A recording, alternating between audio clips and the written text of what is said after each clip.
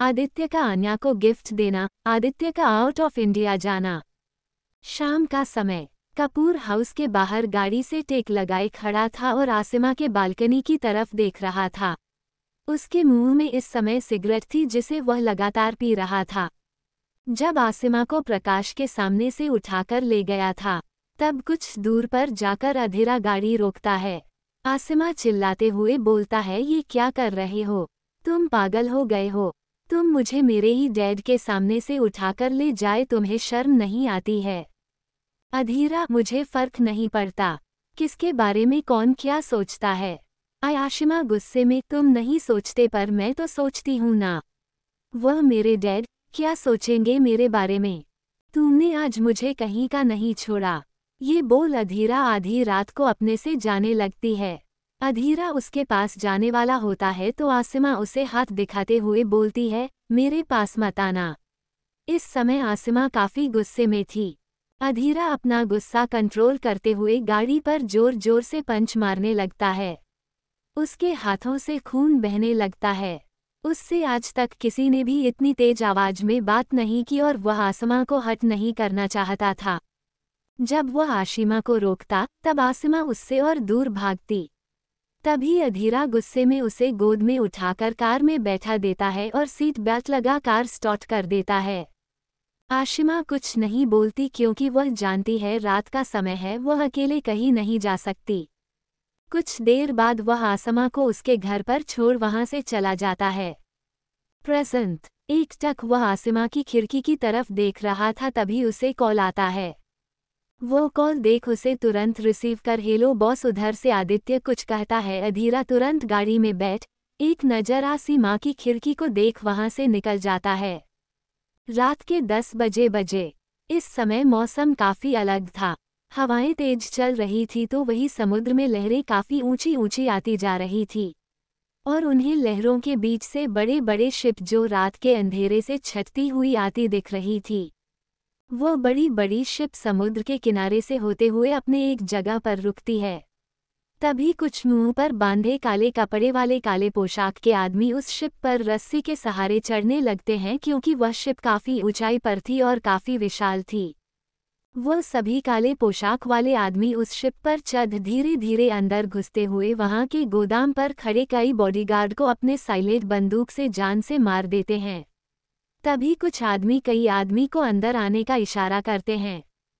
वो सभी 8-10 आदमी वहां के ढके हुए बड़ी बड़ी कार्टून को खोलकर देखते हैं तो उनकी आंखें चमक जाती है क्योंकि उसमें कई न्यू मॉडल बंदूक और बारूद थे।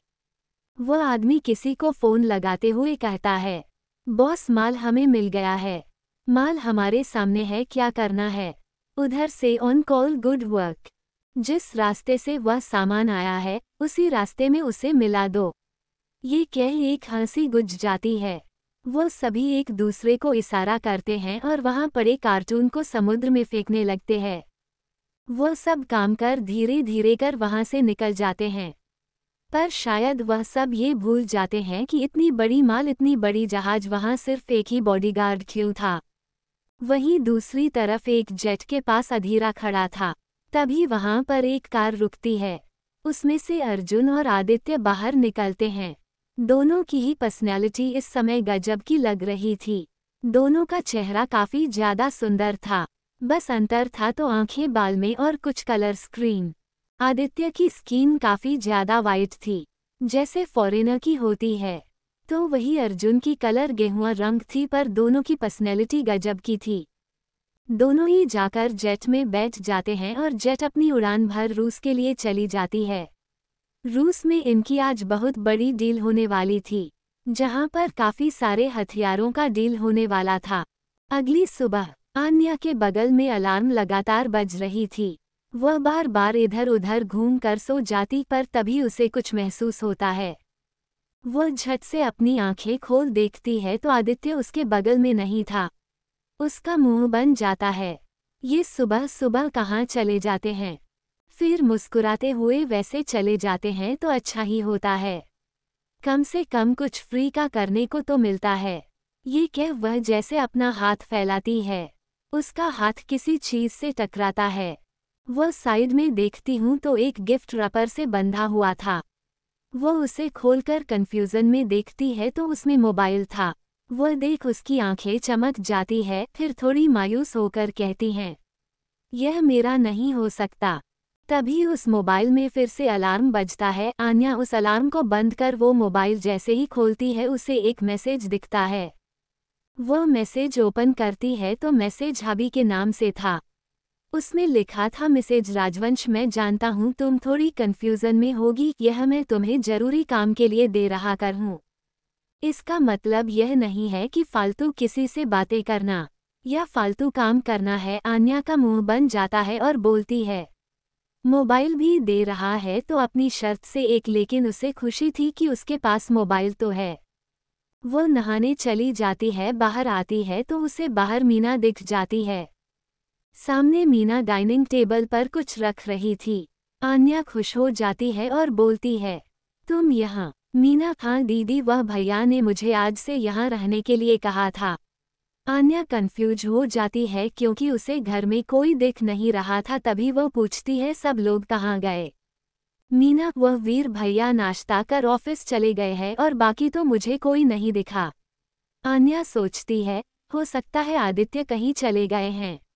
वो कुछ नहीं बोलती है, वह नाश्ता कर अपने कॉलेज के लिए निकल जाती है।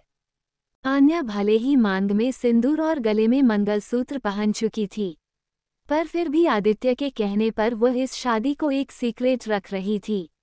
आदित्य के कई सारे दुश्मन थे जो इस ताक में थे उसकी कौन सी क्या कमजोरी है। तो आन्या अपने सिंदूर को ऐसा लगाती थी कि वो दिखे नहीं और मंगलसूत्र को अपने कपड़े के अंदर छुपा देती थी। वो कॉलेज गई तो कॉलेज में आज काफी जगह हलचल थी। वहां पहुंचती है तो देखती है बोर्ड पर कुछ लिखा गया था। तभी उसे प्रिया दिख जाती है। वो प्रिया से बोलती है, यहाँ पर इतनी भीड़ क्यों है? प्रिया, अरे तुझे नहीं पता, एक हफ्ते बाद हम सभी सेमेस्टर में कुछ लोगों को सिलेक्ट किया जाएगा और उन्हें प्रैक्टिकल के लिए भेजा जाएगा। आन्या ये सुनकर खुश होती है, तभी कुछ सोचकर मायूस होती है। पता नहीं मुझे आदित्य जाने देंगे या नहीं। प्रिया, तू एक बार कोशिश तो करना। अपनी कॉलेज के पीरियड पूरा कर सभी एक साथ बैठे हुए थे। आन्या और प्रिया अपने मटर गश्ती में लगे हुए थे, पर वहां बैठी कीर्ति और पीयूष दोनों ही थोड़े खोए खोए लग रहे थे। प्रिया आन्या को हल्का सा अपने कंधों से धक्का देते हुए पीयूष और कीर्ति की तरफ इशारा करती है, जो दोनों ही कब से अपने समय समोसे को हाथ में पकड़े कुछ सोच रहे थे। दोनों को एक जैसे कंडीशन में देख दोनों में आंखों ही आंखों में इशारा करते हैं। तभी प्रिया भी उसको आवाज लगाते हुए बोलती है, ओ मेरे भोले भंडारी, कहाँ खो गए हो? पीयूष अपने होश में आता है। प्रिया के आवाज लगाने से कीर्ति भी अपने होश में आती है। पीयूष, कुछ नहीं यारा। प्रिया, अरे ऐसे ही कुछ नहीं। क्या हुआ बताओ? तभी पीयूष थोड़ा सा शर्माते हुए बोलता है, मुझे ना ऐसा लग रहा है कि मुझे किसी से प्यार हो गया है। आन्या और प्रिया दोनों को ठसका लग जाता है और दोनों ही खांसने लगती है। कीर्ति आन्या का पीठ रब करने लगती है तो पीयूष प्रिया को पानी देता है। आन्या, द ग्रेट पीयूष को किसी से फर्स्ट मीटिंग में ही प्यार हो गया है। जरा हमें भी वो खुशनसीब लड़की तो बताओ। तभी पीयूष अपने नाखून को अपने मुंह में डालते हुए, वह थी ना एक प्यारी सी मॉडल, वह लड़की। आत्या बोलती है, कौन लड़की? पीयूष, अरे वही जिसके ऊपर तुमने जूस गिरा दिया था। आन्या अपनी आंखें बड़ी कर उसे देखने लगती है। आन्या थोड़ी गुस्से में बोलती है, तू पागल हो गया है? वो तुझसे उम्र में बड़ी है, एक पीयूष पर दिखती थोड़ी ना है। आन्या, देखने से क्या है, पता तो है ना कि वह तुझसे बड़ी है। जब प्रियंका चोपड़ा अपने से 10 से 12 साल लड़के छोटे से शादी कर सकती है, 3-4 साल का गैप क्या मैटर पड़ता है? प्रिया, क्या बे तू सच में उस लड़की को पसंद करने लगा है, या फिर मेरा ऐसे ही हमारा दिमाग खा रहा है? तभी पीयूष जोर जोर से हंस लगता है और बोलता है, अरे मैं तो मजाक कर रहा था। दोनों ही गहरी सांस लेती हैं और अपना खाना खाने लगती हैं, पर पीयूष के होठों और आंखों दोनों ही में मैच नहीं कर रही थी। कुछ तो था जो उसे छुपा रहा था। तभी आन्या प्रिया और पीयूष को अपना मोबाइल दिखाती है।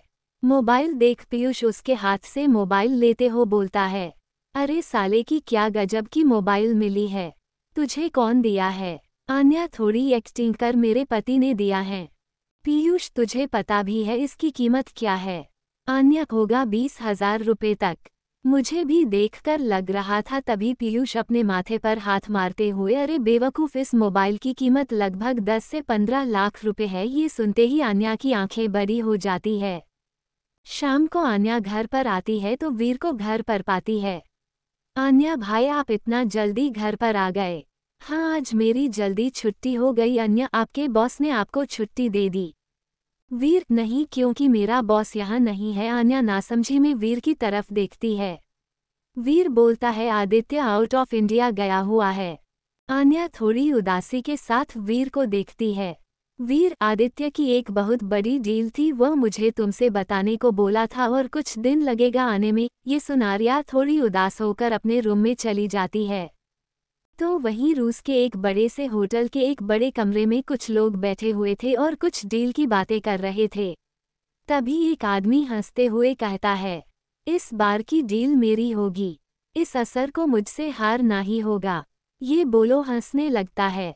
तभी उसे एक भारी सी आवाज आती है, इतनी भी जल्दी अपने खुशी की जश्न नहीं मनाने चाहिए केडी, कहीं ऐसा ना हो खुशी कुछ जल्दी गम में बदल जाए। ये सुन सभी सामने देखते हैं तो उसकी आंखें गुस्से से लाल हो जाती है। होटल के बड़े से कमरे में कई रूसी लोग और कई इंडियन लोग बैठकर अपनी मीटिंग्स कर रहे थे। टेबल पर बहुत सारे गन, बारूद और कई तरह के हथियार उसी पर रखे हुए थे और कुछ लोग मशीन से उसकी जांच परख कर रहे थे। तभी एक रूसी आदमी बोलता है, जिसका नाम माइकल होता है। We like your weapon. Michael के सामने वाला बैठा इंसान खुश हो जाता है। तभी माइकल बोलता है, cannot I get some bigger weapons, is seem too small and low average for my work.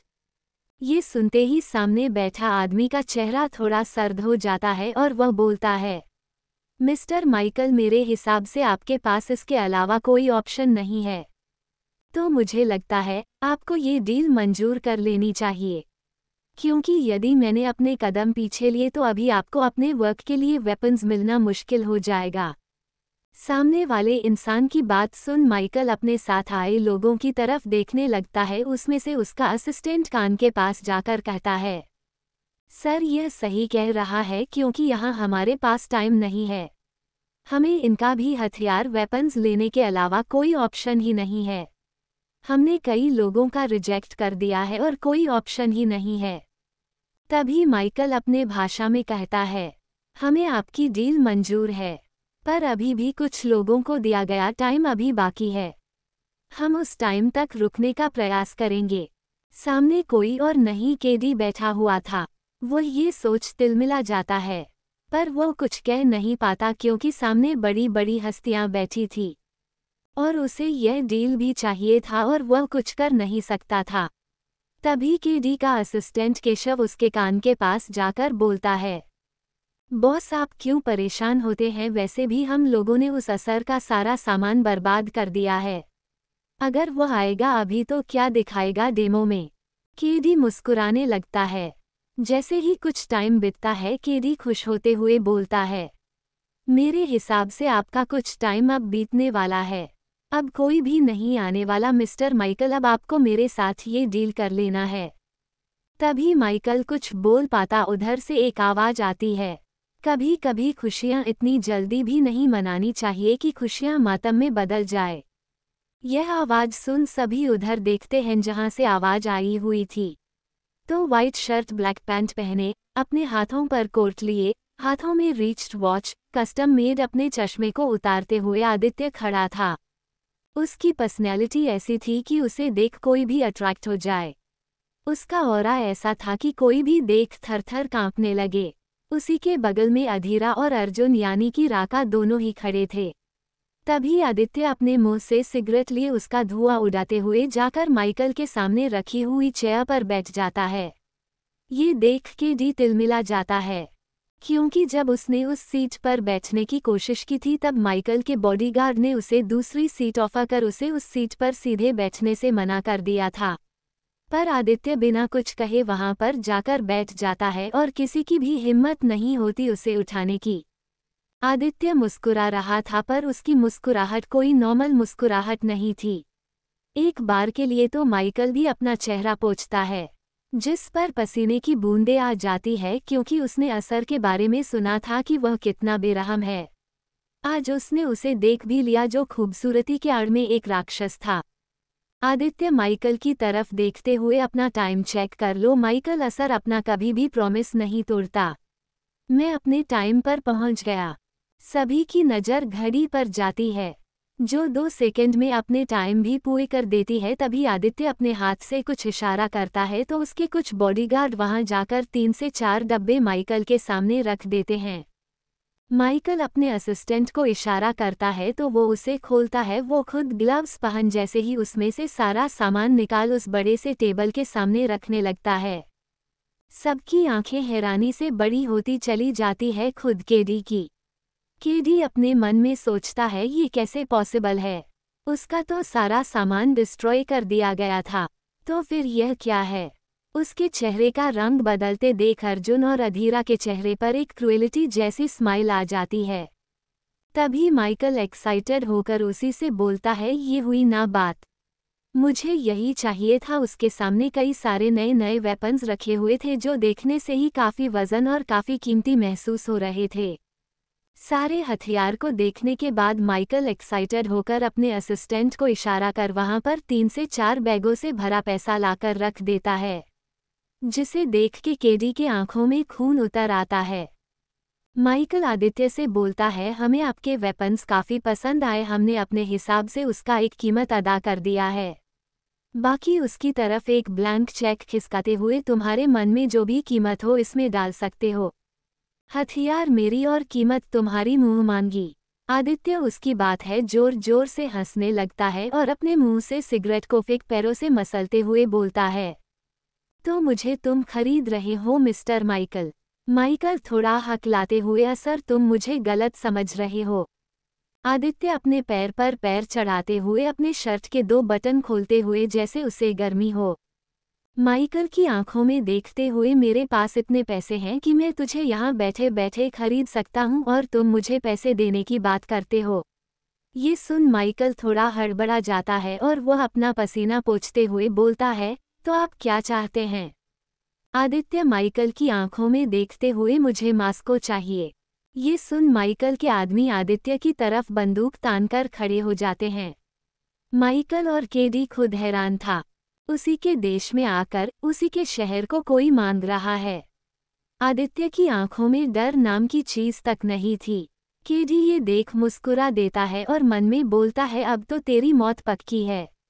पर माइकल आदित्य को देख रहा था, जिसकी आंखों में ना कोई मौत का डर था, ना कोई और इमोशन दिख रहे थे। तभी माइकल अपने आदमियों को इशारा करता है तो उसके आदमी बंदूक नीचे करते हैं। माइकल आदित्य से बोलता है, what do you mine. Aditya Michael से कहता है, मुझे मास्को का एक ऐसा हिस्सा चाहिए जहां मैं अपनी फैक्ट्री खोल सकता हूं। मास्को तो मैं किसी से भी ले सकता हूं, पर एक बात याद रखना, जो मुझे ये जगह देगा ये हथियार उसकी। ये सुनते ही माइकल तुरंत खड़ा हो जाता है और बोलता है, उसकी जरूरत नहीं पड़ेगी, मैं तैयार हूं। ये सुनते ही केडी की आंखें बाहर आ जाती हैं। तभी आदित्य अर्जुन को इशारा करता है तो अर्जुन एक फाइल माइकल के आगे बढ़ा देता है। दरअसल माइकल रूस का प्रेसिडेंट होता है, जिसे नए वेपन्स की जरूरत पड़ती है ताकि वह अपने सैनिक को और मजबूत कर सके और आए दिन होने वाले युद्ध में उन वेपन्स का यूज हो सके। और इसी की डील आज होने वाली थी। उसे जैसा वेपस चाहिए था वह आदित्य के पास था, जिसके कारण वह अपने मास्को का एरिया देने को तैयार था। आदित्य को अपने वेपन्स बनाने के लिए एक नई सिटी में अपना ब्रांच खोलना था, जहां पर वह अपना वेपन्स बनाने का काम कर सके और उसे मास्को सही लगा। लेकिन ये जगह मिलना इतना आसान नहीं था, इसलिए वह इस समय का इंतजार कर रहा था, इस डील का, और इसी डील के बहाने उसकी अपने शर्त रख दी। माइकल सारे टर्म एंड कंडीशन फाइल ध्यान से देखते हुए पढ़ता है और उस पर सिग्नेचर कर देता है। वह सैंपल को ले जाने का इशारा करता है। उसके आदमी सैंपल लेकर चले जाते हैं। आदित्य बोलता है, आपको आपके टाइम के हिसाब से आपका सारा सा वेपन्स मिल जाएगा। दोनों आपस में हाथ मिलाते हैं। केडी वहां बैठा ऐसा लग रहा था जैसे बिन बुलाए मेहमान हो कोई। उस बेचारे पर तो ध्यान ही नहीं दे रहा था।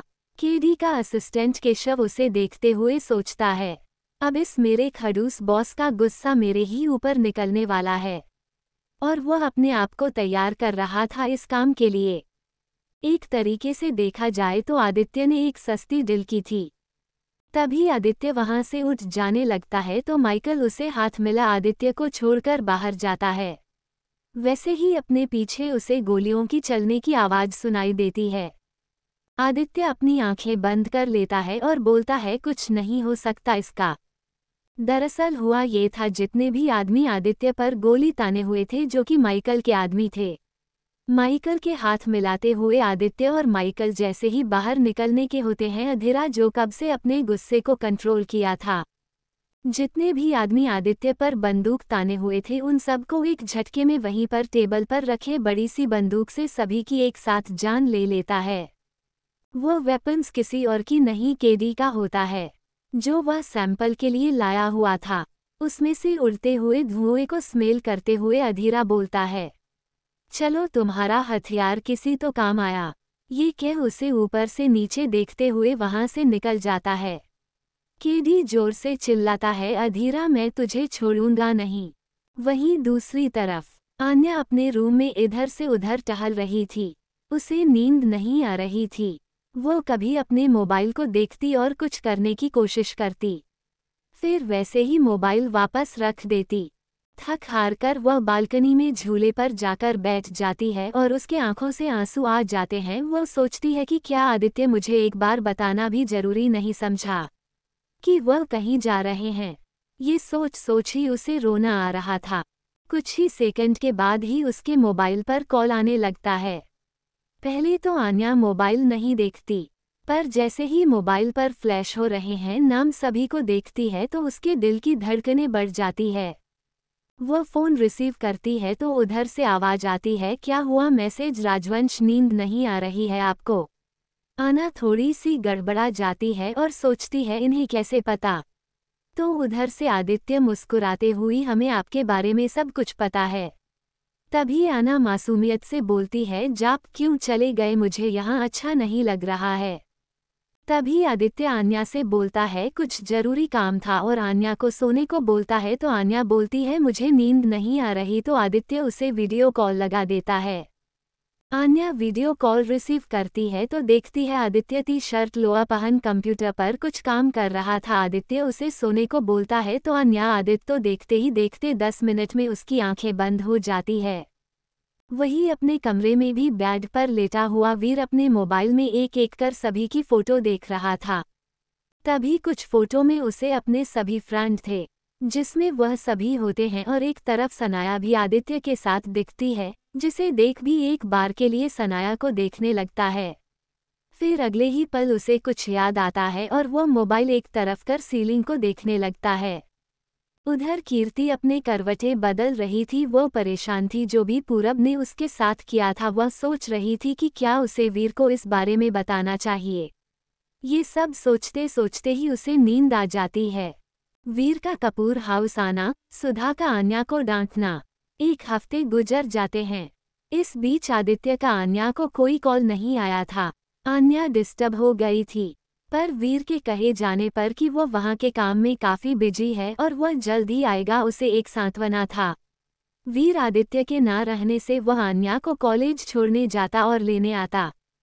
इस बीच में वह कई बार कीर्ति से मिलता है, पर कीर्ति ज़्यादा उससे बात नहीं कर पाती क्योंकि वहाँ पर सभी की मौजूदगी से वह कुछ कह नहीं पाती थी। उसे पूरब के बारे में सब कुछ बताना था, पर उस दिन के बाद पूरब भी एक बार भी कीर्ति से नहीं मिला तो वह थोड़ी शांत हो जाती है। तभी सभी लंच पर बैठे हुए थे।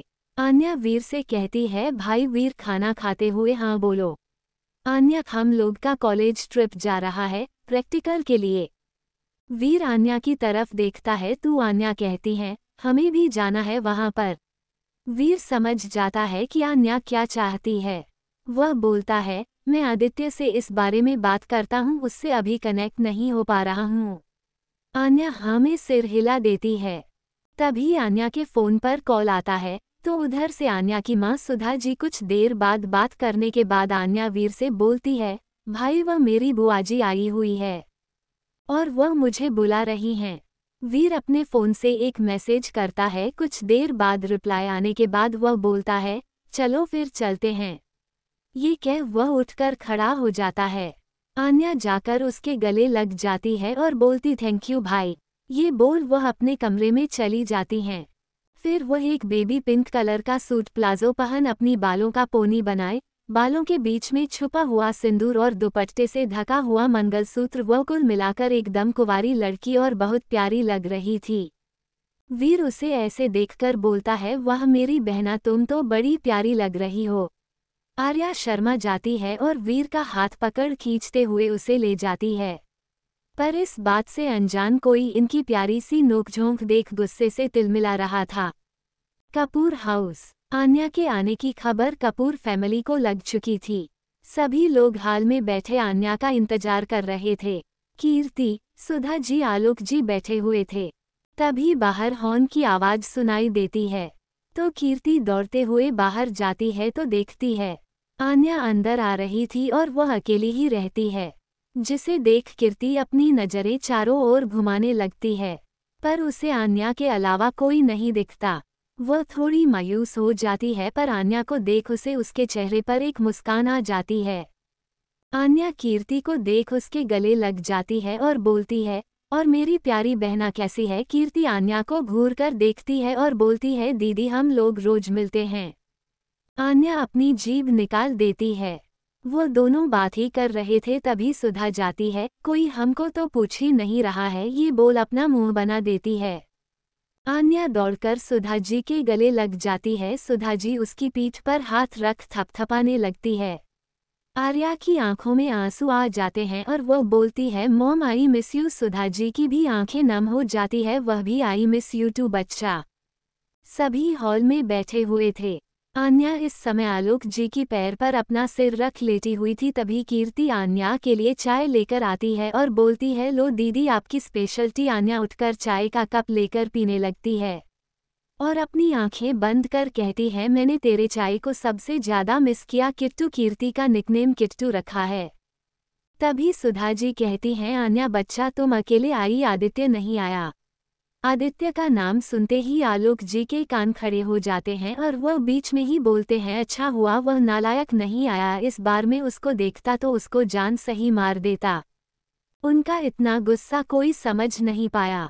आन्या छोटा सा मुंह बनाते हुए बोलती है, पापा आप ऐसे क्यों कह रहा है।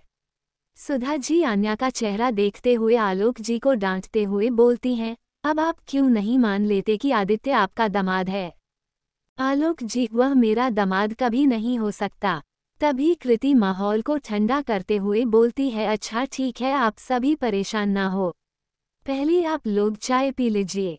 आलोक जी का गुस्सा वहां कोई समझ नहीं पाता। आलोक जी को आदित्य से चिढ़ मची हुई थी। उसके साइन पर इतना बड़ा इल्लीगल काम करवा गया और वो कुछ नहीं कर पाए। सुधा जी के पूछने पर आन्या उन्हें बताती है, नहीं माँ वीर भाई आए थे। वीर का नाम सुनते ही कृति आन्या को देखने लगती है तो सुधा जी बोलती हैं, तो फिर अंदर क्यों नहीं आया। आन्या, वह उन्हें कुछ जरूरी मीटिंग थी, उन्होंने शाम को आने का बोला है। सुधा जी हमें सिर हिला देती है, पर कीर्ति के दिल की धड़कन बढ़ जाती है। वहीं दूसरी तरफ पीयूष इस समय प्रिया के घर पर खड़ा था और वह बोलता है, प्रिया जल्दी करना, लेट हो रहा है। तभी प्रिया अपना बैग लेकर बाहर आती है और बोलती है, चल चल मैं चल रही हूँ। ये कह वो उसके साथ निकल जाती है। पीयूष अपनी कार एक मॉल के सामने रोकता है। वह मॉल को देख प्रिया की आंखें बड़ी हो जाती है और बोलती है, पीयूष तू इतने बड़े मॉल में आया है, तुझे पता भी है यहाँ कपड़े काफ़ी ज़्यादा एक्सपेंसिव होते हैं। पीयूष अपनी कार को पार्क कर बाहर निकलते हुए, तो तू भी द ग्रेट पीयूष के साथ आई हुई है। तुझे पता भी है मेरा बैंक बैलेंस कितना है, और मेरे पिता को तो तू जानती है यहाँ के कितने बड़े बिजनेसमैन हैं। उसकी इतनी हाई फाई बात सुन प्रिया घूर कर बोलती है, अच्छा बस मैं जान गई कि तुम काफ़ी अमीर हो, चलो। अंदर इतना बड़ा शोरूम देख प्रिया की आंखें बड़ी हो जाती है, उसकी आंखें चौंधिया जाती है। पीयूष भी अपना कपड़ा सब सेलेक्ट कर रहा था और प्रिया को दिखाए जा रहा था। जितना ही खुश प्रिया आते समय थी उतना ही उसका चेहरा लटक गया था, क्योंकि पीयूष ने उसे एक लड़की से भी ज़्यादा कपड़े ड्रेस ट्राई कर करके परेशान कर दिया था। प्रिया, ये देखो कैसा लग रहा है। तो कभी कहता हूँ वह देखो कैसा लग रहा है। इतने में ही कम से कम उसने 10 से 15 कपड़े सेलेक्ट कर लिए थे। अब नौबत ये थी कि प्रिया सोफे पर सर पकड़कर बैठी थी। तभी पीयूष प्रिया को एक कपड़ा दिखाते हुए बोलता है, प्रिया ये वाला लास्ट है, ये ट्राई करने जाता है तभी उसकी किसी से टक्कर हो जाती है, वह लड़की गिर पाती, तभी पीयूष उसे कमर से पकड़ लेता है। सामने कोई और नहीं सनाया थी, जिसे देख पीयूष के दिल की धड़कनें बढ़ जाती है। तभी सनाया बोलती है, वो हेलो, अब मुझे छोड़ोगे या ऐसे ही पकड़े रहोगे। पीयूष अपने होश में आता है और उसे छोड़ देता है। तभी सनाया उसे पहचानते हुए बोलती है, वो तो तुम पीयूष हो ना। पीयूष किसी छोटे बच्चों की तरह हाँ में सिर हिलाता है। उसकी इस हरकत पर सनाया उसके बाल बिगड़ते हुए बोलती है, तुम कितने क्यूट हो। ये बोल प्रिया के पास चली जाती है। प्रिया भी अब तक सनाया को देखकर खड़ी हो गई थी और दोनों ही गले मिल जाती हैं और बोलती हैं, मैं भी शॉपिंग करने आई थी, उम्मीद नहीं था कि तुम लोग मिल जाओगी। तभी सनाया बोलती है, आर्या नहीं आई क्या? प्रिया बोलती है, नहीं बस हम दोनों आए थे। तभी सनाया बोलती है, चलो ना मेरे भी कुछ कपड़े सेलेक्ट कर दो। ये बोल प्रिया को खींचते हुए लेकर चली जाती है। हम दोनों भी, मेरी भी कुछ कपड़े से लिख करो यह व। बेचारा पीयूष, उसके दिमाग में सिर्फ एक ही वर्ड गुज रहा था, तुम कितने क्यूट हो। उसे ये लाइन ऐसा लग रहा था जैसे सुरीला गाना बज रहा। तभी कोई आदमी उसे हल्का सा धक्का देते हुए कब से बुला रहा हूँ, बहरे हो गए हो क्या? चेंजिंग रूम अपने बाप का समझ रखे हो। तभी पीयूष अपने होश में आता है, वो उस आदमी को कुछ बोलने ही वाला होता है, वो चेंज रूम में चला जाता है। रात का वक्त, आन्या किचन के स्लैब पर बैठी एप्पल खा रही थी और सुधा जी कीर्ति खाना बना रही थी। तभी सुधा जी बोलती हैं, अनु तूने अभी तक खाना बनाना नहीं सीखा तो आदित्य को क्या खिलाती हो? तभी आन्या मुंह बनाते हुए, पर मम्मा मैं खाना बनाती हूँ लेकिन वो लोग मेरा खाना खाने से पहले ही वह सब मुझे भगा देते हैं। मुझे ये तक नहीं समझ में आता कि मैंने खाना अच्छा बनाया है या खराब। तभी कीर्ति चपाती बनाते हुए बोलती है, अच्छा दीदी आपने अपना बनाया खाना कभी ट्राई किया है? तभी आन्या, नहीं मैं बाहर ही लंच कर लेती हूँ और डिनर भाई बना देते हैं। सुधा जी घूरते हुए, क्या मतलब है तेरा? तो आन्या एप्पल खाते हुए, वीर भाई खाना बना देते हैं। वीर का नाम सुनते ही कीर्ति की दिल की धड़कन फिर से बढ़ जाती है। तभी सुधा जी उसे घूरते हुए, मतलब तू वीर से खाना बनवाती है? आन्या बेफिक्रे से, मैं थोड़ी ना बोलती हूँ, वह सब लोग खुद ही बनाते हैं। सुधा जी तुम खाना ही ऐसा बनाती होगी कि वो बेचारे अपने से खाना बनाते होंगे और इसमें तेरी नहीं मेरी ही गलती है जो तुझे मैंने खाना बनाना नहीं सिखाया।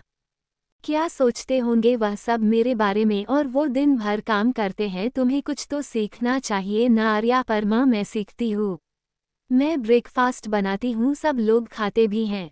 सुधा जी अन्या से कोई बहस नहीं करती क्योंकि वह जानती थी वह अन्या को इस मामले में नहीं समझा पाएंगे। तभी बाहर कार रुकने की आवाज आती है तो अन्या खुश होते हुए लगता है भाई आ गए। वीर का नाम सुनते ही की रति का भी दिल धड़कने लगता है, पर वह किसी को महसूस नहीं होने देती। थोड़ी देर बाद सभी लोग डिनर टेबल पर बैठे थे। आलोक जी घूरकर वीर को देख रहे थे और वीर बेफिक्री से खाना खा रहा था, जैसे न जाने कितने दिनों का भूखा हो। ये देख सुधा जी एक नजर आन्या को घूरती हैं और कुछ बोलती नहीं है। तभी वीर भी कहता है, वैसे आंटी आपने खाना बहुत अच्छा बनाया है, काश मुझे ऐसा खाना रोज मिलता। ये बोल एक नजर आन्या देखता है तो आन्या वीर को ही घूर रही थी। तभी वीर हकलाते हुए, मेरा मतलब आपके हाथों का खाना। तभी सुधा जी मुस्कुराते हुए, बेटा ये खाना मैंने नहीं कीर्ति ने बनाया है। ये सुनते ही वीर एक नज़र कीर्ति को देखता है जो अपना सिर नीचे किए खाना खा रही थी, पर इस समय वह जानती थी कि उसकी क्या हालत है। वीर की बातें सुन आलोक जी बोलते हैं, अगर इतना ही खाने का शौकीन हो तुम लोग तो एक दो शेफ क्यों नहीं हायर कर लेते? वैसे भी तुम्हारा वह गुंडा मवाली बॉस कुछ ज्यादा ही कमाता आता है। तभी वीर आलोक जी को देख पूछता है, मिस्टर कपूर, मेरा बॉस कमाता तो है पर उसे खाना घर के ही हाथ का अच्छा लगता है। आलोक जी कुछ नहीं बोलती। वहीं पर आसमा अपने ड्यूटी से आकर खाना खा रही थी। वो वीर से अधीरा के बारे में पूछना चाहती थी पर सामने बैठे अपने पिता को देखकर चुपचाप खाना खा रही थी, यह सोच कि वह बाद में पूछेगी। तभी वीर सुधा जी से पूछता है, वैसे आंटी आर्या की बुआ आने वाली थी, वह नहीं दिख रही है। आन्या अपना सिर नीचे किया खाना खाने लगती है। तभी सुधा जी बोलती हैं, कौन बुआ, वो तो नहीं आई और ना ही आने वाली थी। वीरा आन्या को घूर कर देखता है जो चुपचाप अपने प्लेट में सर गाड़े खाना खा रही थी। वीर समझ जाता है आर्या उससे झूठ बोली थी, वह इस समय कुछ नहीं बोलता। सभी लोग डिनर करने के बाद सुधा जी आन्या को अपने साथ बुला लेती है और वीर को रोकने के लिए बोलती है। वीर मानता तो नहीं है, लेकिन आन्या की वजह से वह रुक जाता है। सुधा जी कीर्ति को इशारा करती है गेस्ट रूम दिखाने को। कीर्ति वीर को रूम में दिखाने लेकर चली जाती है। कीर्ति वीर को रूम में ले जाकर वह बोलती है, आप यहाँ रुक सकते हैं। ये बोल वह जैसे ही जाने लगती है वैसे ही वीर कीर्ति को पीछे से कमर से पकड़ते हुए गले लगा लेता है। कीर्ति सुधा जी के कहने पर वीर को गेस्ट रूम दिखाने ले जाती है। एक कमरे के अंदर जाकर बोलती है, आप आज यहाँ रुक सकते हैं। ये कह वह जैसे से ही जाने की होती है वैसे ही वीर भी उसे पीछे से खींचकर गले लगा लेता है। कीर्ति हड़बड़ा जाती है, उसे समझ ही नहीं आता ये क्या हुआ। वीर उसके कमर पर अपने हाथों की जकड़न मजबूत कर देता है। कीर्ति हल्का सा कांपने लगती है तो वीर उसके कंधे पर अपनी चिन रख उसके कानों के पास जाकर बोलता है, बस कुछ देर रुक जाओ। ये बोल वह अपनी आंखें बंद कर उसके बालों में अपना चेहरा छुपा लेता है और गहरी सांसें लेने लगता है। कीर्ति उसका ऐसा रिक्वेस्ट सुन वह कुछ बोल ही नहीं पाती। उसे समझ ही नहीं आ रहा था वह क्या करे, पर वीर का उसके पास होना उसे अच्छा लग रहा था। उसे कोई भी नेगेटिव वाइब्स नहीं आ रही थी। वह भी धीरे से अपना हाथ अपने कमर पर रखे वीर के हाथ पर रख देती है और अपनी आंखें बंद कर लेती है। लगभग 5 से 10 मिनट ऐसे ही बीत जाते हैं। तभी बाहर से आन्या की आवाज आती है, किट्टू कहाँ है तू? तभी कीर्ति होश में आती है और अपने सेंस में आ वह हड़बड़ा कर वीर से दूर हो जाती है। तभी वीर उसका पीछे से हाथ पकड़ लेता है। कीर्ति की पीठ वीर के सामने था, वीर उसका पीछे से हाथ पकड़ा हुआ था।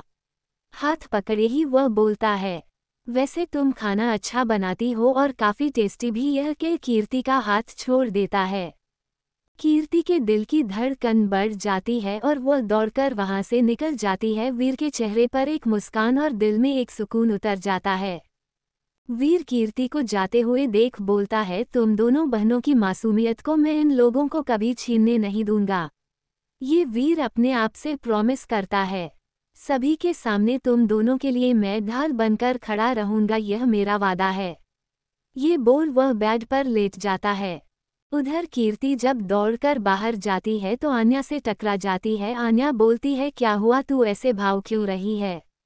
कीर्ति अपने आप को संभालते हुए, कुछ नहीं दी, बस ऐसे ही। आप अब बुला रही थी इसलिए मैं। आन्या, हाँ मैं तुझे बुला रही थी, चल मेरे साथ। यह बोल कीर्ति को खींच कर ले जाती है। वहीं दूसरी तरफ पीयूष अपने घर के कमरे में इस समय लेटा हुआ था और वह अपने मोबाइल को लगातार देख मुस्कुराए जा रहा था। तभी पीयूष की बहन निम्मी उसका मोबाइल छीन लेती है और बोलती है, ऐसा भी क्या है मोबाइल में भाई जो उसे बड़े प्यार से निहारे जा रहे हो? ये कह वह मोबाइल को छीनकर देखने की कोशिश करने लगती है, पर तभी पीयूष दौड़कर उससे मोबाइल छीन लेता है। निम्मी उससे मोबाइल छीनने लगती है तो पीयूष बोलता है, देख मोटी, तू ना ज्यादा बन मत और किसी का भी फोन ऐसे छीना जाता है। तभी निम्मी कमर पर अपने हाथ रखते हुए, जो तुम मेरी जासूसी करते रहते हो उसका क्या? पीयूष, वैसे भी तू मेरी बहन है, तेरे प्रोटेक्शन की जिम्मेदारी मेरी है, तो तेरे बारे में हर खबर रखना यह मेरी जिम्मेदारी है। तभी निम्मी मुंह बनाते हुए, अच्छा ठीक है, कुछ ज्यादा ही फिलॉसफी झाने की जरूरत नहीं है, और चलो माँ को भी बुला रही है, डिनर रेडी है। ये बोल वह चली जाती है। उसके जाने के बाद पीयूष उस फोटो वाली लड़की को देखते हुए बोलता है, तुम्हारे लिए क्या क्या करना पड़ रहा, मैं तो एकदम बैरागी बन गया हूँ और अपने दिल पर हाथ रख पहली बार किसी के लिए ये दिल धड़का है। वो फोटो वाली लड़की और अपने मोबाइल पर हल्का सा किस कर लेता है। तभी रूम की डोर से झांकते हुए निम्मी चिल्लाते हुए बोलती है, माँ भैया अपने मोबाइल में किसी वीसी ले रहे हैं। तभी पीयूष उसे दौड़ाता है। निम्मी भाग जाती है। निम्मी पीयूष की छोटी बहन, उम्र 21 साल, हल्की गेहुआ रंग, बड़ी बड़ी प्यारा पतला होठ, कुल मिलाकर काफी ज्यादा खूबसूरत। छोटे छोटे कंधे तक बाल, चेहरे पर टॉम्बॉय तक की तरह कपड़े पहनने वाली काफी ज्यादा प्यारी लग रही थी। नीचे डिनर टेबल पर उसकी माँ नीलम जी प्लेट में खाना लगा रही थी। तभी उनके पीछे निम्मी दौड़ते हुए आती है और बोलती है, माँ अब आपको अकेले काम करने की जरूरत नहीं पड़ेगी। नीलम ना समझी में उसे देखती है तो पीयूष दौड़कर उसके मुंह पर हाथ रखते हुए, छोटी तू आजकल बहुत ज्यादा बात करने लगी है। नीलम जी पीयूष के कान पकड़ते हुए बोलती है, तुम्हारी कुछ ज्यादा ही बदमाशी चलने लगी है। पीयूष उसके मुंह पर से हाथ हटा देता है और निम्मी को घूर कर देखता है, जैसे आंखों ही आंखों वार्निंग दे रहा हो। यदि तूने बताया तो तेरी खैर नहीं है। निम्मी भी कुछ बोलते बोलते चुप हो जाती है और अपनी माँ से बोलती है, कुछ नहीं, मैं बस बोल रही थी, मैं भी अब आपकी हेल्प कराया करूँगी। ये कह खाना परोसने लगती है। नीलम जी अपनी बेटी की नौटंकी देख सिर हिला देती। नीलम जी बोलती हैं, वैसे पीयूष तुम्हारा तो इस बार कॉलेज लास्ट है, क्या करने का विचार है? पीयूष मैं सोच रहा हूँ यहाँ से निकलने के बाद मैं अपनी ट्रेनिंग करूँगा, उसके बाद अपना खुद का एक हॉस्पिटल खोलूँगा। तभी नीलम जी कहती है, ये सब बेटा इतना आसान नहीं है, आजकल के इतने बड़े कंपटीशन के दौर पर आगे बढ़ना मुश्किल है। तभी पीयूष खाना खाते हुए बोलता है, माँ मुझे पैसे नहीं कमाना है, लोगों के लिए कुछ करना है और मैंने जो सोचा है मैं वह करके दिखाऊंगा। ये कह वह अपना खाना खाने लगता है। नीलम जी को अपने बेटे पर प्राउड फील करती है। तभी निम्मी कहती है, माँ पापा कहाँ है? नीलम तुम्हारे पापा 2 दिन के लिए आउट ऑफ कंट्री गए हैं। पीयूष बोलता है, उन्हें बाहर घूमने के अलावा आता ही क्या? नीलम जी उसे घूर कर देखते हैं तो पीयूष अपना खाना खाने लगता है। अगली सुबह कपूर हाउस में सभी ब्रेकफास्ट के लिए बैठे हुए थे। कीर्ति और Sudha ji breakfast dining table पर लाकर रख दी थी। तभी वीर फ्रेश होकर बाहर डिनर टेबल पर आता है और वह बोलता है, आन्या अब हमें चलना चाहिए। तभी आन्या रिक्वेस्ट टोन में बोलती है, भाई आज तो आपको ऑफिस जाना है ना, और आज तो संडे भी है, प्लीज ना आप वापसी में मेरे को ले चलना। तभी सुधा जी बोलती हैं, हाँ बेटा वैसे भी आदित्य नहीं है। वीर कुछ सोचते हुए, ठीक है। तभी आलोक जी बोलते हैं, सुधा तुम्हें इससे पूछने की क्या जरूरत है, मेरी बेटी है, वो जब चाहे तब रुक सकती है, मैं भी देखता हूँ कौन से जबरदस्ती ले जा सकता है। तभी प्रकाश जी बीच में बोलते हैं, हाँ भाई आप सही कह रहे हैं, ये गुंडे मवालियों की टोली अपने आप को समझते क्या हैं।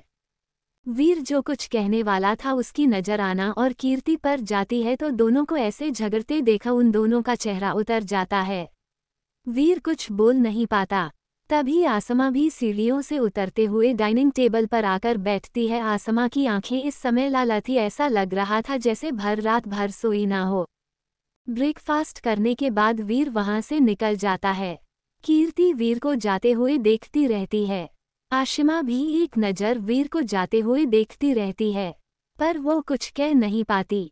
उसे वीर से बात न होने पर एक मलाल सा रह जाता है और उसके आंखों से एक बूंद आंसू गिर जाते हैं, पर वो उसे तुरंत पोंछ अपना खाना खाने लगती है। पर प्रकाश जी उसके हर चेहरे के एक्सप्रेशन को नोटिस कर रहे थे। शायद एक बाप होने की वजह से वो समझ गए थे कि आसमा क्या चाहती थी, पर वो कुछ बोलते नहीं और अपना खाना खाने लगते हैं।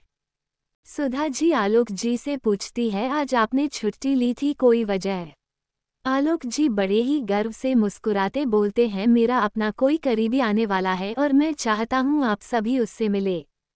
वो मेरा बिजनेस पार्टनर बनने वाला है। और आन्या बेटा आलोक जी के बुलाने पर उनकी तरफ देखती है। तो आलोक हम चाहते हैं कि आप भी वहाँ रहे। आन्या कुछ बोलना चाहती थी पर वह बोलते हैं, हम कोई भी एक्सक्यूज नहीं सुनना चाहते। आन्या कुछ नहीं कहती और अपना चुपचाप सर नीचे कर खाना खाने लगती है। वही आतिमा अपना ब्रेकफास्ट कर अपने रूम में चली जाती है और बालकनी के बाहर एक टक देख रही थी, तभी कोई पीछे से उसके कंधे पर हाथ रखता है। आसिमा जैसे ही पीछे घूमती है तो आन्या को देखती है तो मुस्कुराकर पूछती है, क्या हुआ आनू, कुछ काम था? आन्या थोड़ा गुस्सा होने का नाटक करते हुए, आपको नहीं लगता कि आप बदल गए हो? आशिमा नासमझी में देखती है तो आन्या बोलती है, एक समय था आप मेरे बिना एक पल भी नहीं रहते थे। अब तो मेरी शादी हो गई। अब तो आप मुझसे मिलने और बात करने के बजाय आप खोई खोई रहती हैं, क्या मैं जान सकती हूँ? आतिमा को भी एहसास होता है कि वह अपनी मजबूरी के वजह से इस बात का तो ध्यान ही नहीं रहा उसके आगे पीछे कौन है। आशिमा अन्या की तरफ देखकर बोलती है, अच्छा बाबा सॉरी, मैं काम में कुछ ज़्यादा ही बिजी हो गई। चलो जब तक तुम्हारा भी देवर नहीं आता तब तक हम लोग वीडियो गेम खेलते हैं। ये कह वह जाने ही लगती है, तभी आन्या उसका हाथ पकड़ लेती है और बोलती है, डिडू कुछ और बात है क्या? आतिमा उसे देखती है तो आन्या कहती है, आप कुछ खोई खोई सी लगती है। कोई प्रॉब्लम हो तो आप मुझे बताइए, आपकी ये बहन या दोस्त हमेशा आपके साथ रहेगी। आसिमा आन्या की बात सुनते हुए मुस्कुरा देती है और उसके गाल खिंचते हुए बोलती है, हाँ बच्चा, मुझे पता है तू बड़ी हो गई है और सब कुछ समझ सकती है। आफ्टर ऑल तुम्हारी शादी हो गई है, पर सच में मुझे कोई दिक्कत नहीं है। ऑफिस का कुछ टेंशन वाला काम है। अन्या मुस्कुराकर हाँ में सिर हिला देती है और आसमा के पीछे चल जाती है। दिन के 12 बजे से 1 बजे बज गए थे। तभी कपूर हाउस के बाहर एक बड़ी सी गाड़ी रुकती है। तभी पीछे से 2 गाड़ी और उतरती है और उस पर से बॉडीगार्ड उतर आगे वाली गाड़ी का गेट ओपन करते हैं। टाइम को देखते हुए आलोक जी और प्रकाश जी तुरंत बाहर जाते हैं। सामने वाले इंसान को देख मुस्कुराते हुए बोलते हैं, hello mister Oberoi, welcome to my home. सामने कोई और शिवांश ओब्रॉय था। वो मुस्कुराता है, थैंक यू सर, यह मेरी खुशनसीबी है कि आपने हमें अपने घर पर बुलाया। ये बोल प्रकाश जी और आलोक जी के पैर छू लेता है। ये देख आलोक जी तो गदगद हो जाते हैं। वो सभी अंदर आते हैं तो सुधा को देख उसके पैर छू बोलता है, कैसी हैं आंटी? सुधा जी मुस्कुराकर बोलती हैं, मैं ठीक हूँ बेटा, बड़े दिन बाद मिलना हुआ। ये बोल वह अदर उसे बैठने का इशारा करती है। शिवांश चारों तरफंजर घुमाता है तो उसे आन्या और आतिमा दोनों आती हुई नजर आती हैं। उसकी नज़र एक तक अन्य पर ही टिकी हुई थी। अन्य जो अपने पुराने कपड़ों में से आज उसने एक टी शर्ट और एक फुल लॉन्ग कलर का स्कर्ट पहना हुआ था और उस पर एक पतली सी श्रग डाला हुआ था। वह काफ़ी ज़्यादा प्यारी लग रही थी, पर आलोक जी और प्रकाश जी शिवांश को ऐसे देखते हुए थे, दोनों ही अपने मन में अपने अपने विचार बनाने लगते हैं। आलोक जी, मैंने हमेशा से सोचा था तुम्हारी शादी मैं शिवांश से करवा दूंगा, पर रमेश के कहने पर मैंने पूरब से तुम्हारी शादी तय कर दी। पर वह भी नसीब टूटा तो तुम उसका तारांकन के हत्थे चढ़ गई। तो वही प्रकाश जी देखकर अलग ही लड्डू पटा रहे थे। यदि मैं आशिमा की रिश्ते की तो शिवांश से करूँ तो? शिवांश आन्या को देखा मन में बोलता है, कितनी मुद्दतों के बाद मिलना हुआ आपसे। आपके चेहरे का नूर छाई है मेरे पर। अपनी आंखों से कभी ओझल ना होने दो आपको। तेरे देखने भर से ये दिल धड़कता है मेरा। बस एक बार आपके लफ्ज़ कुछ कह दे हमसे। कितनी प्यारी लग रही हैं आप। जब से आपसे मिला हूँ तब से मेरे नज़रों में घर बनाकर बैठ चुकी है। आप आंखें बंद करता हूँ तो आप, सोता हूँ जागता हूँ तो आप, हर तरफ आप ही नजर आती हैं। अपने कुछ ही समय में मुझे पागल बना दिया है। तभी सुधा जी आन्या और आशिमा को शिवांश से मिलवा आती हैं। सुधा जी कहती है, आन्या ये तुम्हारे मामा के दोस्त के बेटे हैं। आन्या जब शिवांश की तरफ देखती है तो उसे पहचानने की कोशिश करने लगती है, तभी उसे याद आ जाता है और वह बोलती है, आप सुधा जी, क्या तुम इन्हें पहले से जानती हो? माँ, हम लोग 1 या 2 बार मिले थे। तभी शिवांश कहता है, कभी कभी का कोइंसिडेंस जिंदगी भर याद रह जाती है। आन्या बोलती है, जी आप कुछ कह रहे थे? शिवांश, नहीं, मेरे कहने का मतलब हमारा इत्तेफाक से मिलना भी आपको याद रहा, ये तो हमारी खुशनसीबी है। सभी उसकी बातों पर मुस्कुरा देते हैं। कुछ देर बाद सभी लंच पर बैठे बातें कर रहे थे। आलोक जी कुछ बिजनेस के बारे में बात कर रहे थे। तो वही अन्या और आशिमा दोनों अपने ही खाने में मगन थी और कीर्ति उन दोनों को बार बार इशारा कर रही थी। लेकिन ये दोनों अपने में ही मग्न लबालब हाथों से खाए जा रही थी, जिससे देखा कृतिना में अपना सिर हिला चुपचाप खाना खाने लगती हैं। उन दोनों को ऐसे देख शिवांश के चेहरे पर मुस्कान आ जाती है। कुछ देर बाद लंच और अपनी मीटिंग के बारे में बात करने के बाद शिवांश जाने की इजाज़त मांगता है। सुधा जी और आलोक जी उसे रुकने का बोलते हैं, पर वो ये कह चला जाता है कि उसने अपना हाल ही में एक विला खरीदा है और अब वो यहीं पर है और बीच बीच में आता रहेगा। जाते समय वह आन्या के पास जा बोलता है, हम फिर मिलेंगे, ये कह वह चला जाता है।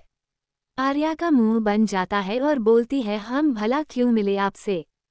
तभी पीछे खड़ी सुधा जी, जो कब से शिवांश की एक एक हरकत देख रही थी आन्या के प्रति, वो मन में बोलती है, जो मैं देख रही हूँ यदि वह कुछ हद तक भी सही हुआ तो आदित्य किसी को नहीं छोड़ेगा, चाहे वह आन्या हो चाहे वह लड़का। मुझे पहले ही यह सब रोकना होगा। ये बोल वो कुछ सोच चली जाती हैं।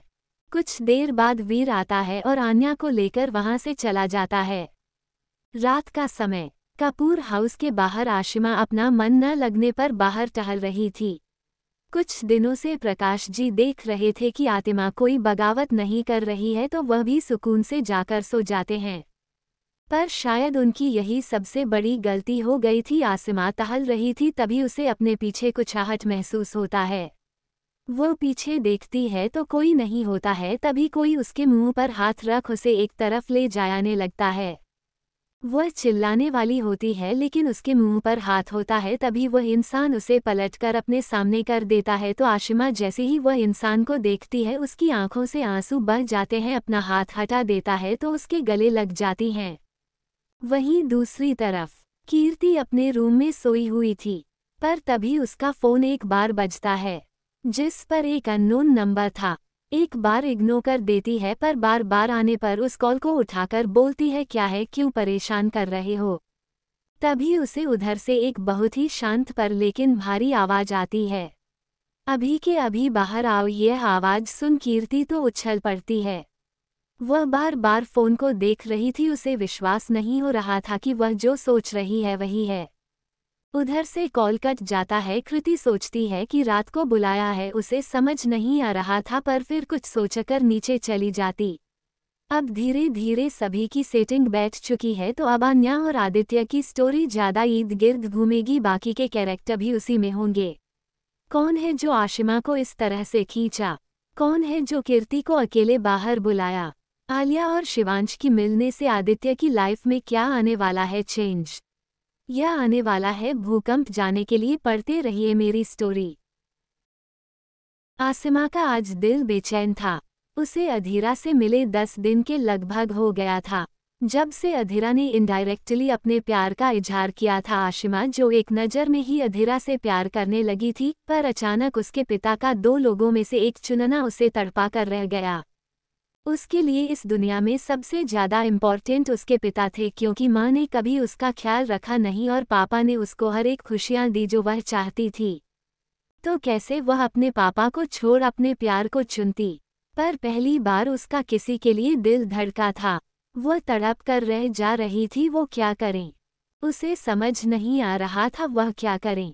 बाहर हवा चल रही थी, ठंडी ठंडी मौसम, वही टहल रही थी। तभी उसे पीछे से किसी की आहट सुनाई देती है। वो घबरा कर इधर उधर देखने लगती है, पर हवा के झोंके का कुछ खड़खड़ आहट सुन वह फिर से अपने चेहरे पर हाथ फेरते हुए टहलने लगती है।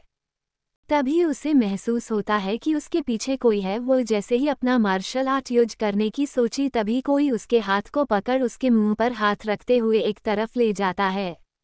वह छटपटाने लगती है, शायद वह इंसान उससे भी ज्यादा ताकतवर था। आसिमा कुछ बोलने ही वाली थी, तभी वह इंसान उसे दीवार के तरफ ले जा उसे अपनी तरफ पलट देता है। उस इंसान को देखते ही उसके आंखों से दबदब आंसू बहने लगते हैं, और वह इंसान उसके चेहरे से अपना हाथ हटा ही रहा था, तभी आसिमा उस इंसान के गले लग जाती है। उसके शर्ट को अपने हाथों की मुट्ठी में भरते हुए वो उसके सीने में सर रख जोर जोर से रोने लगती है। तो इंसान वैसे ही खड़ा रहता है बिना इमोशन के साथ।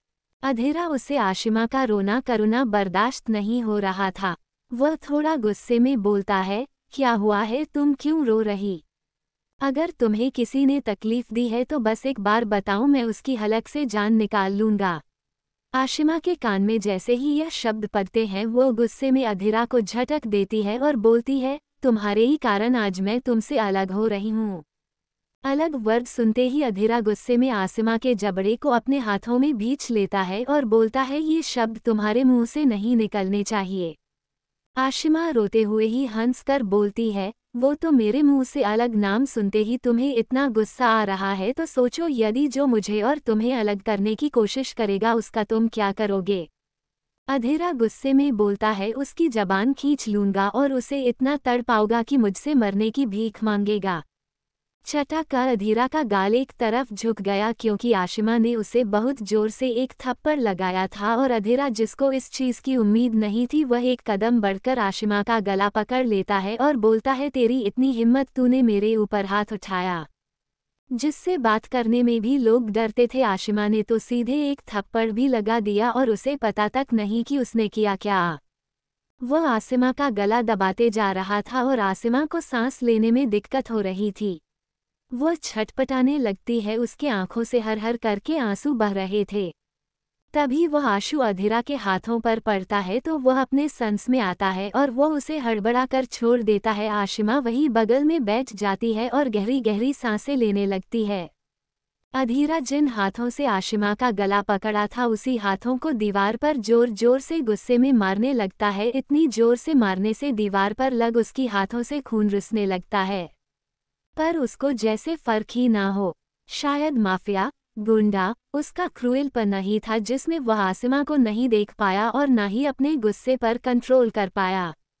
पर अब उसे एहसास हो रहा था, उसने उस इंसान को मारने की कोशिश की जो उसकी जिंदगी में सबसे ज्यादा स्पेशल है। या फिर यह कहना गलत नहीं होगा कि वो उसकी जिंदगी है। आशिमा रोते हुए और गहरी सांस लेते हुए अधीरा की इस हरकत को देख रही थी। तभी अधीरा अपने गुस्से को काबू करते हुए वह जैसे ही आसिमा के पास आता है, आसिमा अपने आप को संभालते हुए उठकर खड़ी होती है और उसे गुस्से में दूर धकेल देती है और बोलती है, खबरदार जो मेरे पास आए, नहीं तो मैं भूल जाऊंगी कि मैंने तुमसे कभी प्यार किया है। मेरे पापा सही कहते थे, तुम एक कमीना और माफिया और बेरहम इंसान हो जो किसी को भी मारने से पहले एक बार नहीं सोचते। शायद जरूरत पड़ने पर तुम मेरे अपनों को भी मार दोगे जो मुझे जिंदगी दी है। ये कह वह रोते हुए वहां से भाग जाती है। अधीरा एक टकासी माँ को जाते हुए देख रहा था और फिर वहां से गुस्से में गाड़ी में बैठ निकल जाता है। वहीं दूसरी तरफ कीर्ति अपने रूम में सो रही थी, तभी उसका फोन बजने लगा। वह उस पर फोन देखती है तो उसमें अननोन नंबर था। वह नहीं उठाती पर अगले पर फिर से कॉल आने लगता है। इमरजेंसी सोच वह कॉल को रिसीव करती है तो उधर से धीमी लेकिन गहरी आवाज आती है, अभी के अभी हमसे बाहर मिलो। ये बोल वह इंसान कॉल कट कर देता है। कीर्ति जो पहले समझने की कोशिश कर रही थी पर अगले ही पल जैसे से समझ आता है, वह उठकर बैठ जाती है और सोचने लगती है वह क्यों आए हुए है। वह नीचे चली जाती है। नीचे देखती है तो आसिमा अपने रूम में जा रही थी, फिर चारों तरफ देखती है तो कोई नहीं रहता। वह धीरे से बाहर निकल जाती है। गेट के बाहर जैसे जाती है उसे एक पेड़ की तरफ एक गाड़ी नजर आती है। वो वहां चली जाती है तो देखती है वीर कार से टेक लगा खड़ा था। वीर को देखते ही उसकी धड़कनें तेज हो जाती है और अपने हाथों को एक दूसरे से रब करते हुए थोड़ी घबराहट से वो वीर के पास जाती है। वीर एक नज़र कीर्ति को देखता है जो इस समय एक छोटी सी टी शर्ट जो उससे कमर तक तो था लेकिन फिर भी उसे उसकी हल्की कमर दिख रही थी और वही शर्ट पैंट जो उसके घुटने को काफी ऊपर था, दिखने में बहुत खूबसूरत लग रही थी। वीर उसे अपने पास बुलाता है, इधर आओ। उसके आवाज में थोड़ा रूखापन था जिसे कीर्ति महसूस कर रही थी। वह धीरे से वीर के सामने जाती है तो वीर उसका हाथ पकड़ अपने सामने कर देता है। उसके ऐसे करने से कीर्ति थोड़ा डर जाती है। वीर कीर्ति को ध्यान से देखता है। वीर की नज़र अपने ऊपर पा वह अपना नज़र से अपना चेहरा नीचे कर लेती है, अपने मोबाइल में एक कर देता। जैसे जैसे कीर्ति मोबाइल में वीडियो देखती जा रही थी वैसे वैसे उसके दिल की धड़कन में बढ़ती जा रही थी और उसके माथे से पसीने आने लगते हैं। वह कांपने लगती है और थोड़ा डरते हुए बोलती है, वो उसने मेरे साथ ऐसा किया था। मैं उसके मुंह से कुछ आवाज ही नहीं निकल रहा था और उसके आंखों से आंसू आने लगते हैं और वह रोने लगती है। वीर कीर्ति को देख उसे खींचकर अपने गले से लगा देता है। कीर्ति भी उसे जोर से पकड़ लेती है और उसके सीने में सिर छुपा रोने लगती है। वीर उसके बालों को सूंघते हुए बोलता है, शशेच। कुछ देर बाद कीर्ति थोड़ी शांत होती है। उसे फील होता है कि वो वीर के एकदम पास है, तो वह धीरे से अपने आप को दूर करती है, तो वीर उसे दूर जाने नहीं देता। कीर्ति वीर की तरफ देखने लगती है तो वीर भी उसकी आंखों में देखते हुए बोलता है, तुम मुझे ये कब बताने वाली थी? कृति की आंखों से आंसू आ जाते हैं और वह बोलती है, मैं आपको बताने वाली थी, लेकिन फिर उसके बाद कुछ हुआ नहीं, तो मैं भी यह कहते कहते रुक गई, क्योंकि वीर ने उसके होठों पर अपनी एक उंगली रख दी थी। तभी वीर कहता है, ये फर्स्ट एंड लास्ट मिस्टेक है, आइंदा से ऐसा नहीं होना चाहिए। यदि ऐसा कुछ भी प्रॉब्लम होता है कि तुम मुझे पहले फ़ोन करोगी। ये बोल कीर्ति के हाथ से मोबाइल ले अपने कॉल किए हुए नंबर पर अपना नाम लिख देता है। दरअसल यह वह वीडियो था जब सब्जी मार्केट से कीर्ति को खींचकर गैलरी में ले गया था। तब आदित्य के बॉडीगार्ड जो कीर्ति के पीछे लगाए गए थे, वो उन्हें देख वीडियो बनाने लगते हैं, क्योंकि उन्हें ऑर्डर दिया गया था जब कुछ गलत होने का आशंका हो तभी वह सामने जाए, और वह वीडियो जो वह वीर को भेज दो चुके थे उसने आज देखा। कीर्ति मुश्किल से एक गहरी सांस लेती है तो वीर कहता है, संभल कर रहना। ये बोल जाने लगता है। वो कुछ दूर आगे चलता ही है तभी वो रुक जाता है। कीर्ति जो लगातार उसे देख रही थी उसके रुक जाने पर नासमझी में देखती है, तो वीर वापस आता है और कीर्ति के एकदम पास आ झुककर उसके होठों पर हल्का सा किसकर वहां से चला जाता है। ये सब इतनी जल्दी हुआ कि कीर्ति तो सदमे में ही थी। वो अपने होठों पर अपने हाथ रख लेती है जहां पर वीर ने सिर्फ टच किया था। यह एहसास उसके लिए नया था, भले ही वो वीर के साथ एक रात बिता चुकी थी, पर वह सिर्फ नशे में था और उसे सिर्फ हल्की हल्की यादें थी। पर महसूस उसे आज हुआ। उसके चेहरे पर स्माइल आ जाती है और वो वहां से चली जाती है, पर बेचारी की फूटी किस्मत कोई तथा जो छत से वीर और कीर्ति की सारी हरकतों को देख रहा था। उसके हाथ रेलिंग पर कस जाते हैं, पर कोई और था जो छुपकर वीर और कीर्ति को देख रहा था, और उसके चेहरे पर एक एविल स्माइल आ जाती है और वह बोलता है, अब आएगा मजा मिस कीर्ति कपूर। कोई की जिंदगी सुलझ रही थी तो कोई भी उलझ, पर इन सबसे विपरीत आर्या जो अपने रूम में आराम से सोई हुई थी। कोई उस रूम में कदम रखता है। वो रूम में आकर मध्यम रोशनी में सो रही आन्या को देखता है। वो उसके पास बैठ उसके चेहरे पर हाथ फिराते हुए बोलता है, मिस राजवंश, ये तुमने अच्छा नहीं किया।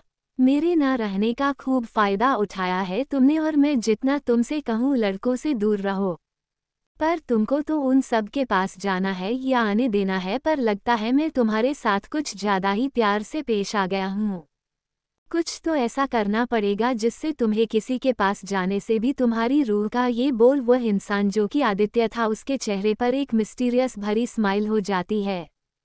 तभी आन्या कसमसाती है तो आदित्य उसी के बगल में लेट जाता है, पर वह जैसे कुछ सोच रहा हो तभी आना घूमकर उसके बॉडी पर अपने हाथ पैर रखकर सो जाती है।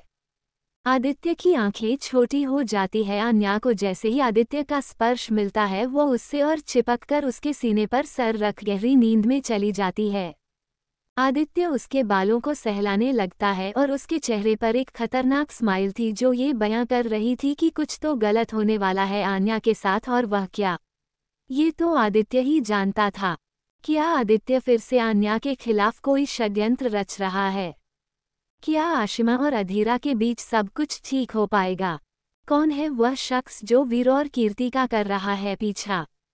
आन्या जब सुबह यौन करते हुए उठती है तो उसे अपने बॉडी से कुछ हल्की हल्की स्मेल आ रही थी। वो अपने आप को स्मेल करने लगती है और उसके चेहरे पर एक स्माइल आ जाती है और वह बोलती है, इसका मतलब आदित्य आए थे। ये सोच ही वह उठकर दूर की तरह भागती है। फिर वह तुरंत रुक जाती है। वो बोलती है, मैं कितनी पागल हूँ। फिर वह वॉशरूम चली जाती है। वो नीचे जाती है तो देखती है वीर अर्जुन और अपनी बड़ी सी चेयर पर बैठा आदित्य अपना ब्रेकफास्ट कर रहा था।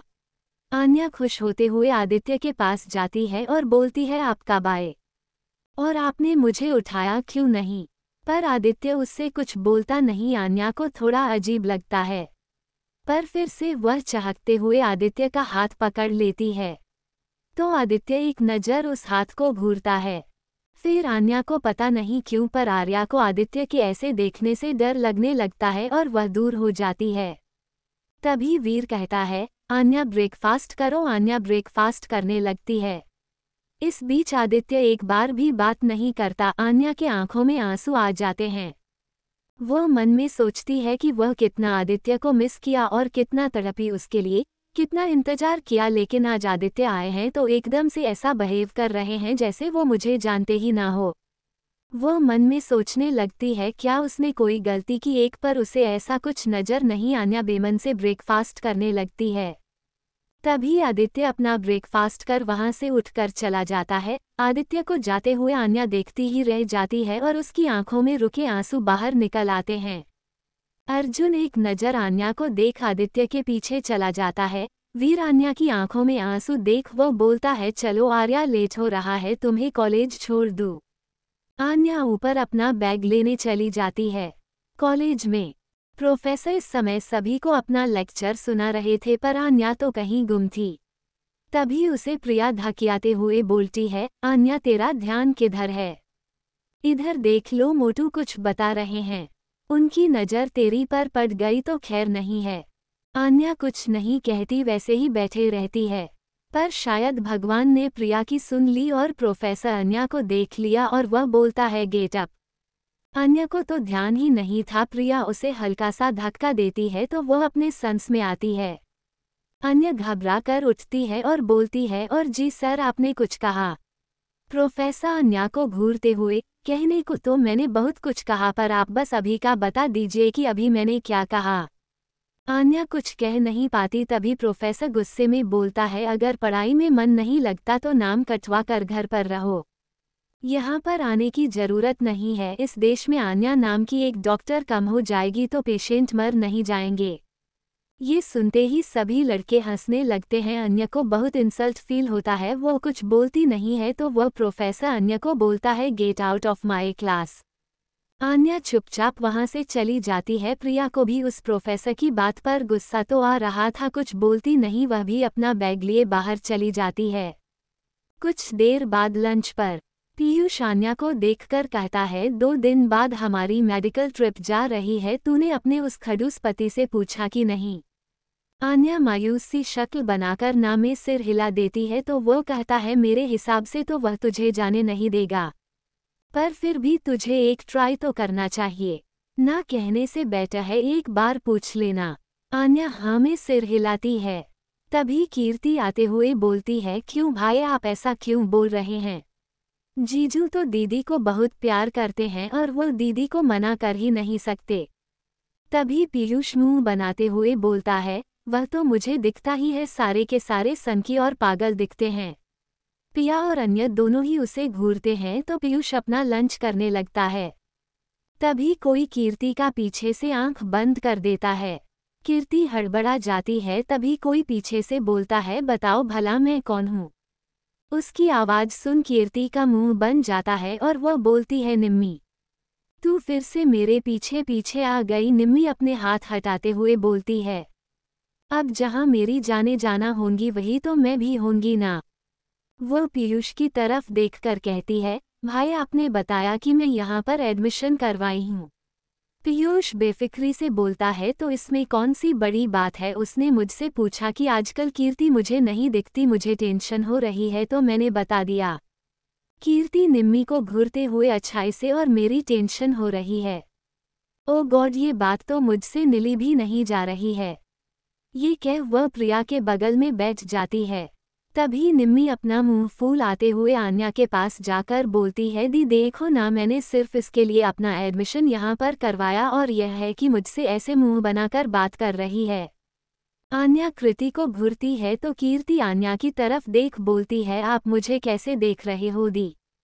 यह मुझे उस स्कूल में अपने बॉयफ्रेंड की बातें बता बताकर मेरा सिर खा जाती थी।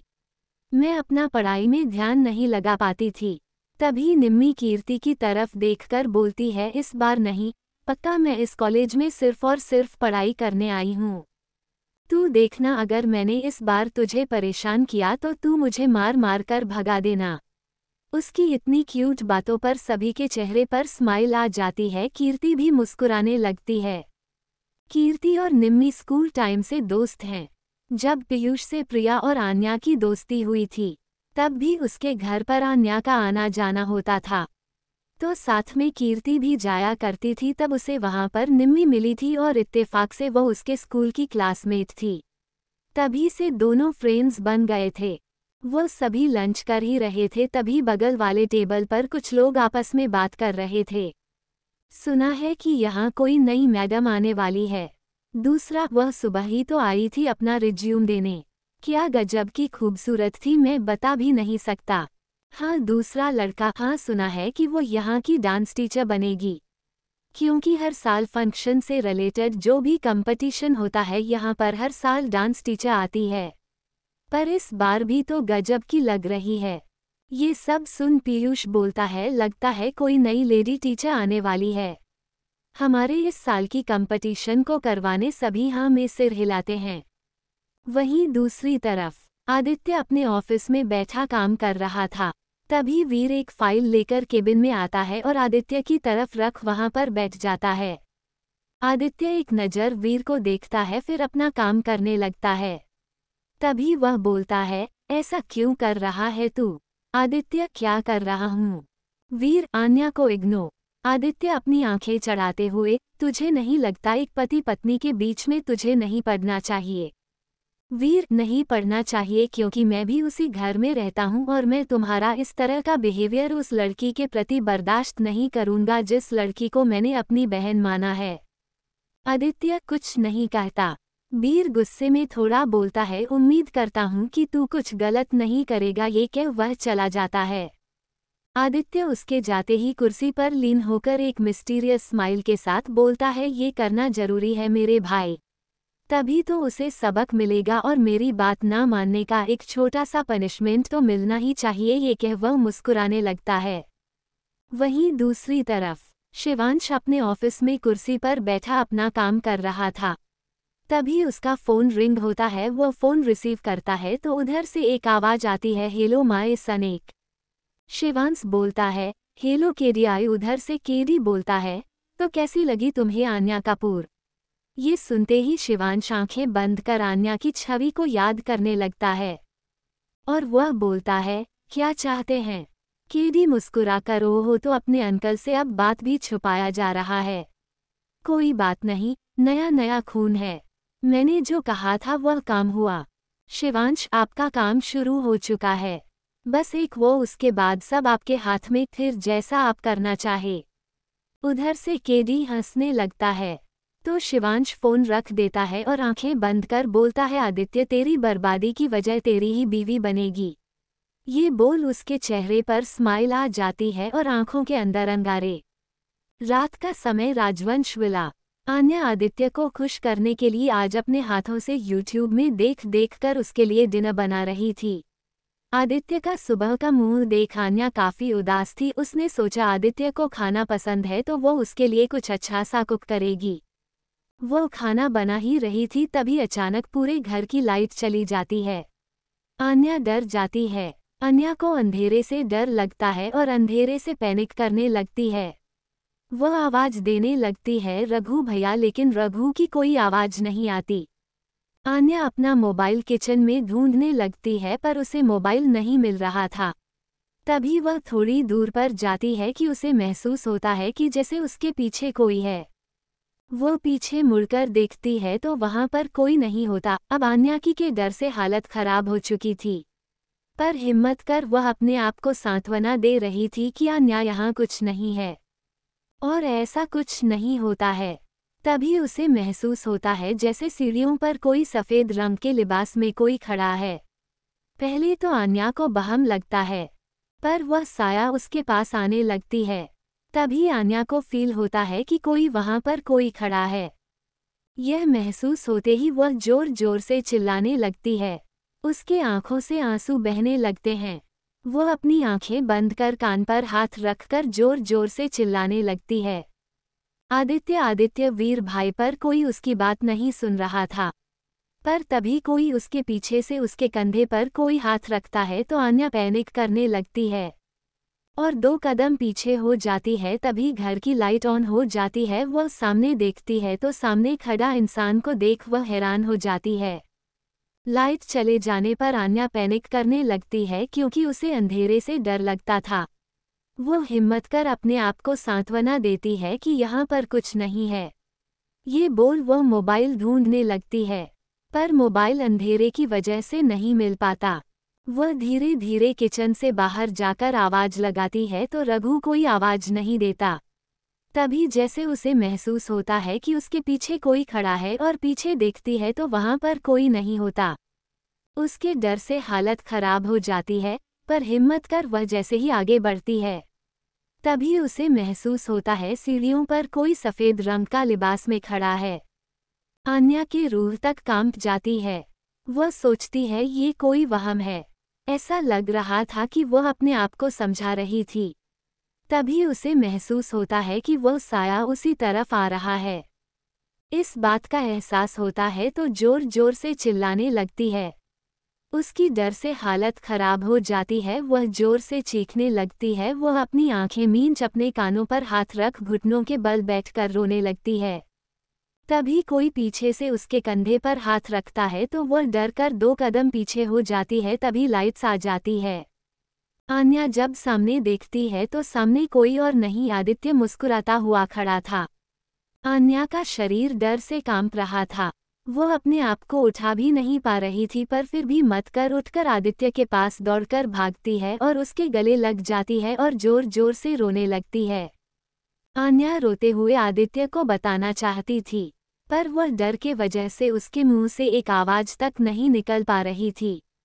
आदित्य उसके बालों में हाथ चलाते हुए उसके कान के पास जाकर बोलता है, वैसे मिसेज राजवंश ये पनिशमेंट आपको कैसी लगी मेरी बात ना मानने की? पहले तो आन्या को कुछ समझ नहीं आता, पर अगले ही पल उसकी आंखें बड़ी हो जाती है और वह झटक कर आदित्य से दूर हो जाती है। आन्या रोते हुए और चिल्लाते हुए बोलती है, क्या कहना चाहते हैं आप? आदित्य आन्या के इर्द गिर्द घूमते हुए डर क्या होता है, अब तो पता चल ही गया होगा। शायद मेरा डर कुछ कम पड़ गया था तो मैंने सोचा क्यों न थोड़ी बाहरी डर दिखाया जाए। आन्या आदित्य की बात सुनते सुनते उसकी घबराहट बढ़ती जा रही थी और वह समझने की कोशिश कर रही थी कि आदित्य क्या कहना चाहता है। तभी आदित्य उसे कमर से पकड़ते हुए अपने पास खींच लेता है और इसके गालों पर हाथ रखते हुए बोलता है, मैंने कितनी बार मना किया लड़कों से दूर रहा करो, पर तुम्हें एक बात समझ नहीं आती ना। लगता है चूहों का डर इतना जल्दी खत्म हो गया था तो सोचा इस बार कुछ नया ट्राई करूं। आन्या ठगी सी सिर्फ आदित्य को देख रही थी। उसे ऐसा लग रहा था जैसे आदित्य के कई चेहरे हो। वह समझने की कोशिश कर रही थी कि कौन आदित्य सही है, वह जो उसके साथ प्यार से रह रहा था या ये। तभी आदित्य आन्या के पास जैसे ही आता है, आन्या 2 कदम पीछे हो जाती है और जोर से चिल्लाकर बोलती है, वहीं रुक जाइए, मेरे पास आने की कोशिश भी मत करिएगा। आदित्य, क्यों मुझसे डर लग रहा है? आन्या चिल्लाते हुए, डर नहीं, आप जैसे इंसान से घिन आ रही है। मैंने कभी नहीं सोचा था कि आप एक साइको हो। मैं लड़कों से बात कर लेती हूँ तो आप मुझे इस तरह का टॉर्चर देते हैं। आपको शर्म नहीं आती? आदित्य गुस्से में आवाज नीचे। आन्या आर्या हंसते हुए, ओह आप इतने बड़े बड़े कर्मकांड कर रहे हो, आप मुझसे बोल रहे हो मैं अपनी आवाज नीचे करूं? आज मुझे अफसोस होता है कि मैंने आपसे प्यार किया। आज आन्या ने गुस्से में ही सही, पर उसने अपने प्यार का इजहार आदित्य से कर दिया था। आदित्य उसे खींचकर अपने पास लाता है और उसके गालों पर अपने हाथों को दबाते हुए बोलता है, उम्मीद करता हूँ आइंदा से मेरी बात को टालने की कोशिश नहीं करोगी। नहीं तो तुम मुझे अच्छे से जानती हो, ये सीधी उंगली से नहीं निकलती तो मैं टेढ़ी करना भी जानता हूँ। और यदि तुम नहीं मानी तो याद है ना तुम्हारी वह सो कॉल्ड फैमिली। आन्या रोते हुए वहां से आदित्य से अपने आप को छुड़ा अपने रूम में भाग जाती है। आन्या के जाते ही आदित्य के भाव बदल जाते हैं। वह आदित्य जो एक अभी शैतान की तरह लग रहा था, इस समय नॉर्मल हो गया था और उसके चेहरे पर कोई भाव नहीं दिख रहा था। तभी पीछे से रघु आते हुए बोलता है, भैया ड्रामा और करना है या जाऊं? आदित्य उसे घूर कर देखता है तो रघु जो कि सफेद कपड़े के लिबास में खड़ा था वह वहां से रफू चक्कर हो जाता है। आदित्य वहां से स्टडी रूम की तरफ चला जाता है। डोर पर खड़ा वीर यह सब कुछ देख रहा था।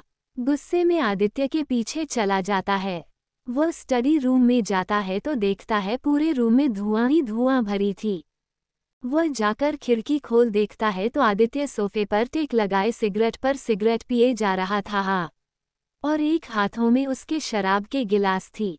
वीर शराब के गिलास को छीनते हुए उसे जोर से पटक देता है। गिलास चकनाचूर हो जाती है। वह आदित्य को कॉलर से पकड़ उठाते हुए बोलता है, क्यों कर रहा है तू ऐसा, क्यों? आदित्य बिना भाव से उसको देख रहा था। तभी वीर कहता है, क्यों तू वह दिखाने की कोशिश कर रहा है जो तू है ही नहीं? क्यों तू उससे अपने आप को नफरत करने पर मजबूर कर रहे हो? क्यों उसके नज़र में तुम गिर रहे हो? कितना कुछ अच्छा चल रहा था। तुम्हें एक प्यारी सी फैमिली बनी थी, एक प्यार करने वाली बीवी। क्यों तुम अपनी जिंदगी सुकून से नहीं जीते हो? आदित्य वीर से अपने आप को छोड़ा बालकनी की रेलिंग पर खड़ा हो सिगरेट के कश लेते हुए बोलता है, मेरी जिंदगी इतनी आसान नहीं है वीर, और मेरी जिंदगी की सबसे बड़ी कमजोरी मेरी बीवी बन गई है। ये बात उन लोगों तक पहुंच चुकी है।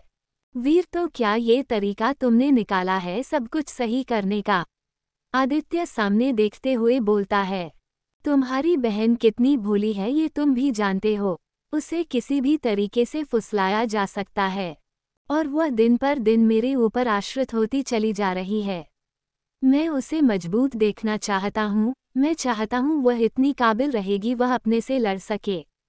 कोई भी उससे प्यार से दो टूक बात क्या कर लेता है, वह हर किसी को अच्छा समझ लेती है और यही उसकी सबसे बड़ी मुसीबत का कारण बनेगी। और मेरे दुश्मन मेरी कमजोरी का लगभग पता लगा चुके हैं। मैं चाहता हूँ वह उस हर इंसान से दूरी बनाकर रखे, चाहे वह मेरा डर ही क्यों ना हो। वीर आदित्य से कहता है, पर वह तुझसे नफरत करने लगेगी। आदित्य, कौन सा मैं प्यार से कहूँगा तो वह मान लेगी। नफरत ही सही, कम से कम मेरे डर से तो बाहर उस शख्स से दूर रहेगी जो उसके करीब जाएगा। वीर कुछ कह नहीं पाता क्योंकि वह आदित्य के हर राज से वाकिफ था। तभी आदित्य हंसते हुए बोलता है, और तू मेरी टेंशन ना ले, वह मेरी बीवी है, मुझे उसको हैंडल करना आता है। तू बता तेरी बात कितनी आगे तक पहुंची? उसकी बात सुनते ही वीर अपनी नजरें इधर उधर करने लगता है तो आदित्य उसके गर्दन में हाथ डाल उसे सोफे पर खींचते हुए वह बोलता है, क्या कहा कीर्ति ने? वीर थोड़ा सीरियस होकर, मैंने साइन कर दिया है, पर अभी उसे साइन करना है, और उसे सारी बातें बता देता है। आदित्य बोलता है, कोई बात नहीं, सब ठीक होगा, और मेरी ही साली तेरी घरवाली बनेगी। ये बोल वह हंसने लगता है। वीर भी उसके ऊपर चढ़ उसे मारते हुए बोलता है, साले तू कभी नहीं सुधर सकता। इधर टेंशन भरे माहौल में भी दोनों की मस्ती थी, तो उधर आन्या का रो रो कर बुरा हाल था। वह आदित्य का ये रूप बर्दाश्त नहीं कर पा रही थी। उसे लगा था कि उसकी लाइफ में सब कुछ ठीक हो गया है, पर आन्या को उसके दिए गए ये सब टॉर्चर उसे कमजोर बना रहा था। उसे समझ नहीं आ रहा था वह करे तो क्या करे, क्योंकि इन दोनों में उसने आदित्य के आंखों में सचमुच अपने लिए प्यार देखा था। एक प्यार करने वाला ही दूसरे प्यार करने वालों की फीलिंग्स को समझ सकता है, और आन्या ये समझती थी, पर उसे यकीन नहीं हो रहा था कि वह उस पर भरोसा करे या आज जो उसके साथ हुआ उस पर। फिर वह अपने मन में बोलती है, आदित्य अगर आप सच में ऐसे हैं जैसा आज आप मुझे दिखे हैं, आई स्वेल मैं आपको नहीं छोड़ने वाली। पर उसके मन में एक डर बैठ गया था जो आदित्य ने उसे दिया था। रात के करीब 11 बजे कीर्ति अपने रूम में अपने मोबाइल को एकटक देख रही थी। वो उस नंबर को देख रही थी जिस नंबर को वीर ने उसके मोबाइल में ऐड करके गया था। वो कभी उस मोबाइल को कॉल करने के लिए उस पर उंगली रखती तो कभी उठा लेती। लास्ट में वह थक हार कर सीधे लेट जाती है। फिर भी उसका मन नहीं लगता तो वह मैसेज कर देती है। उधर वीर जो खुद भी बिस्तर पर लेटे सेम कीर्ति की हरकत कर रहा था, कृति का मैसेज देख उसके चेहरे पर एक बड़ी सी स्माइल आ जाती है और वह उसके हेलो का जवाब देता है। तभी कीर्ति बोलती है, आप अभी तक सोए नहीं? वीर, नींद नहीं आ रही। कीर्ति, क्यों? वीर, बस ऐसे ही। तुम क्या कर रही हो? तुम्हें नहीं लगता तुम्हें इतनी देर रात तक जगना नहीं चाहिए? बेचारी कृति, वह तुरंत गुड नाइट मैसेज डोल फोन रख देती है। वीर उस गुड नाइट को घूर रहा था, पर अगले ही पर उसके चेहरे पर स्माइल आ जाती है और वो मोबाइल सीने पर रख अपनी आंखें बंद कर लेता है। वही आदित्य के रूम में आन्या औंधे मुंह लेटी हुई थी। वह पेट के बल सोई हुई थी और कंबल पूरा अपने ऊपर तक ढक चुकी थी। तभी आदित्य अपने रूम में आता है तो वह आन्या को ऐसे देख उसके चेहरे पर स्माइल आ जाती है। फिर वह बाथरूम में फ्रेश होने चला जाता है। कुछ देर बाद वह एक लोअर पहने बाहर आता है। वह इस समय शर्टलेस था। टॉवल से अपने आप को पोंछ वह धीरे से बेड पर बैठता है तो आन्या थोड़ी सी खिसक जाती है। आदित्य आन्या के ऊपर से ब्लैंकेट हटा देता है, पर आन्या फिर भी सोने का नाटक करती है। तभी आदित्य उसे कंधों से अपनी तरफ करता है तो आन्या अपनी आंखें बंद की रहती है, पर उसकी हल्की हल्की पुतलियां भी बंद आंखों से झांक रहे थे। तभी आदित्य उसे खींचकर अपने सीने पर लिटा देता है। इस समय आन्या आदित्य के ऊपर थी। आदित्य के ऐसा करने से आन्या को गुस्सा आने लगता है और वो उसे दूर धकेलने लगती है, पर आदित्य उसे कमर से पकड़ लेता है। आन्या आदित्य से कोई बात नहीं करती। वह अपने आप को छुड़ाने लगती है, पर आदित्य उसे छोड़ता नहीं, उल्टा उसे पलटकर अपने नीचे कर लेता है। आन्या अपना चेहरा दूसरी तरफ कर लेती है, जैसे वह आदित्य को देखना नहीं चाहती।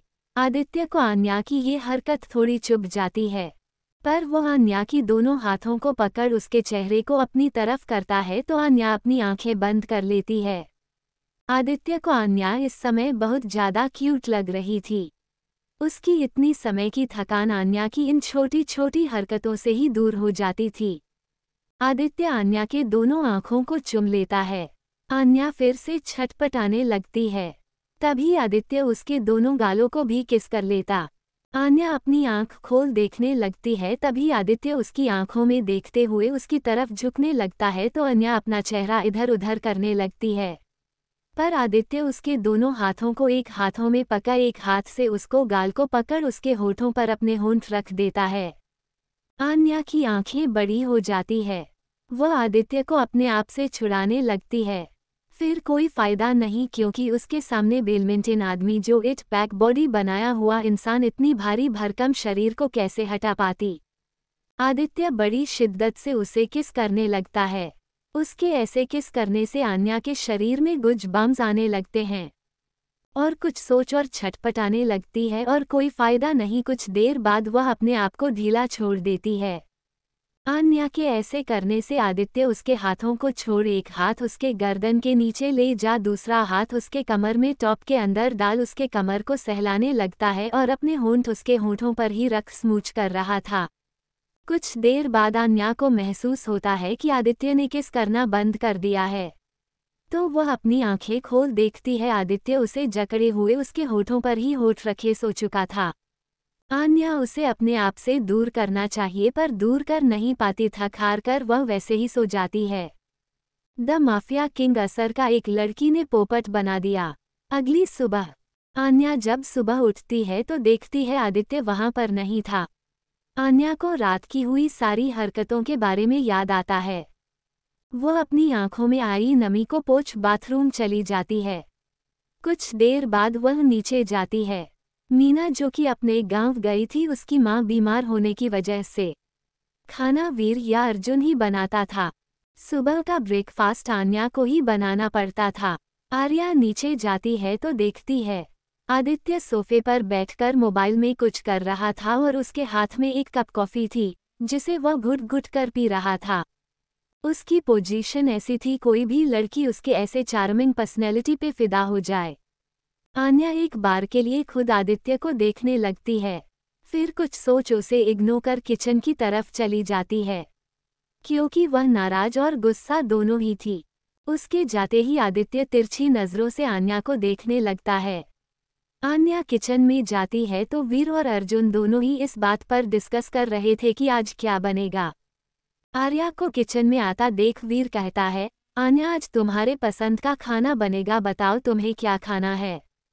पहले से ही आर्या का मूड खराब था। वो उन दोनों को जवाब नहीं देती है और चुपचाप अपना खाना बनाने लगती है। अर्जुन और वीर दोनों ही एक दूसरे को देखते हैं, फिर अर्जुन अपना कंधा उचकाते हुए बाहर निकल जाता है। आन्या जल्दी जल्दी पनीर सैंडविच बनाती है और बाहर टेबल पर लाकर रख देती है और उसमें से एक सैंडविच निकाल अपने प्लेट में रख उसे खाने लगती है। आदित्य जो डाइनिंग चेयर पर बैठा था वह आन्या को घूरने लगता है। वीर और अर्जुन भी एक दूसरे को देखते हैं। आन्या चुपचाप अपना सिर झुकाए अपना ब्रेकफास्ट कर रही थी। तभी आदित्य थोड़े रुड टोन में बोलता है, लगता है तुम मैनर्स भूल गई हो मिसेज राजवंश। आन्या फिर भी कुछ नहीं बोलती। तभी आदित्य बोलता है, तुम्हें नहीं लगता पहले खाना अपने पति को परोसना चाहिए, उसके बाद खुद खाना चाहिए। आन्या फिर कुछ नहीं बोलती। आन्या का ऐसा बिहेव देख आदित्य को गुस्सा आ जाता है और वह अपने हाथ को जोर से टेबल पर पटकता है। उसके ऐसे जोर से पटकने पर आन्या डर से सिहर जाती है। एक बार के लिए तो वीर, अर्जुन भी हिल जाते हैं क्योंकि उन्हें आदित्य से ऐसा कुछ करने की उम्मीद नहीं थी। आन्या की आंखों में आंसू आ जाते हैं, पर फिर भी वह आंसू भरी आंखों से ही अपने मुंह में ब्रेड को डालते हुए वह वहां से अपने रूम में भाग जाती है। कुछ देर बाद अपना बैग लिए बाहर निकल जाती है। आदित्य को आन्या का ऐसा बिहेव करना पसंद नहीं आता। आन्या के पीछे से जोर से चिल्लाता है, स्टॉप एंड लिसन आन्या। पर आन्या उसकी एक नहीं सुनती और वह भाग के रूम से बैग ले सीढ़ियों से उतर बाहर चली जाती है। आदित्य तिलमिला कर रह जाता है और वह गुस्से में कांच का गिलास फेंक देता है और चीखते हुए बोलता है, ये लड़की इतनी डेरिंग कब से हो गई। आदित्य के आंखों में इसमें गुस्सा उतर आता है क्योंकि उसको एक तो टाइम पर खाना नहीं मिला और ऊपर से आन्या का पूरी तरीके से इग्नोर करना। उसने तो कभी सोचा नहीं था वह कुछ ऐसा करेगी। तभी उसकी नज़र वीर और अर्जुन पर जाती है जो आंखें फाड़े आदित्य को ही देख रहे थे। आदित्य गुस्से में घूरते हुए, क्या है, ऐसे क्यों देख रहे हो। दोनों एक दूसरे को देखते हैं और दोनों ही अपने पेट पकड़ जोर जोर से हंसने लगते हैं।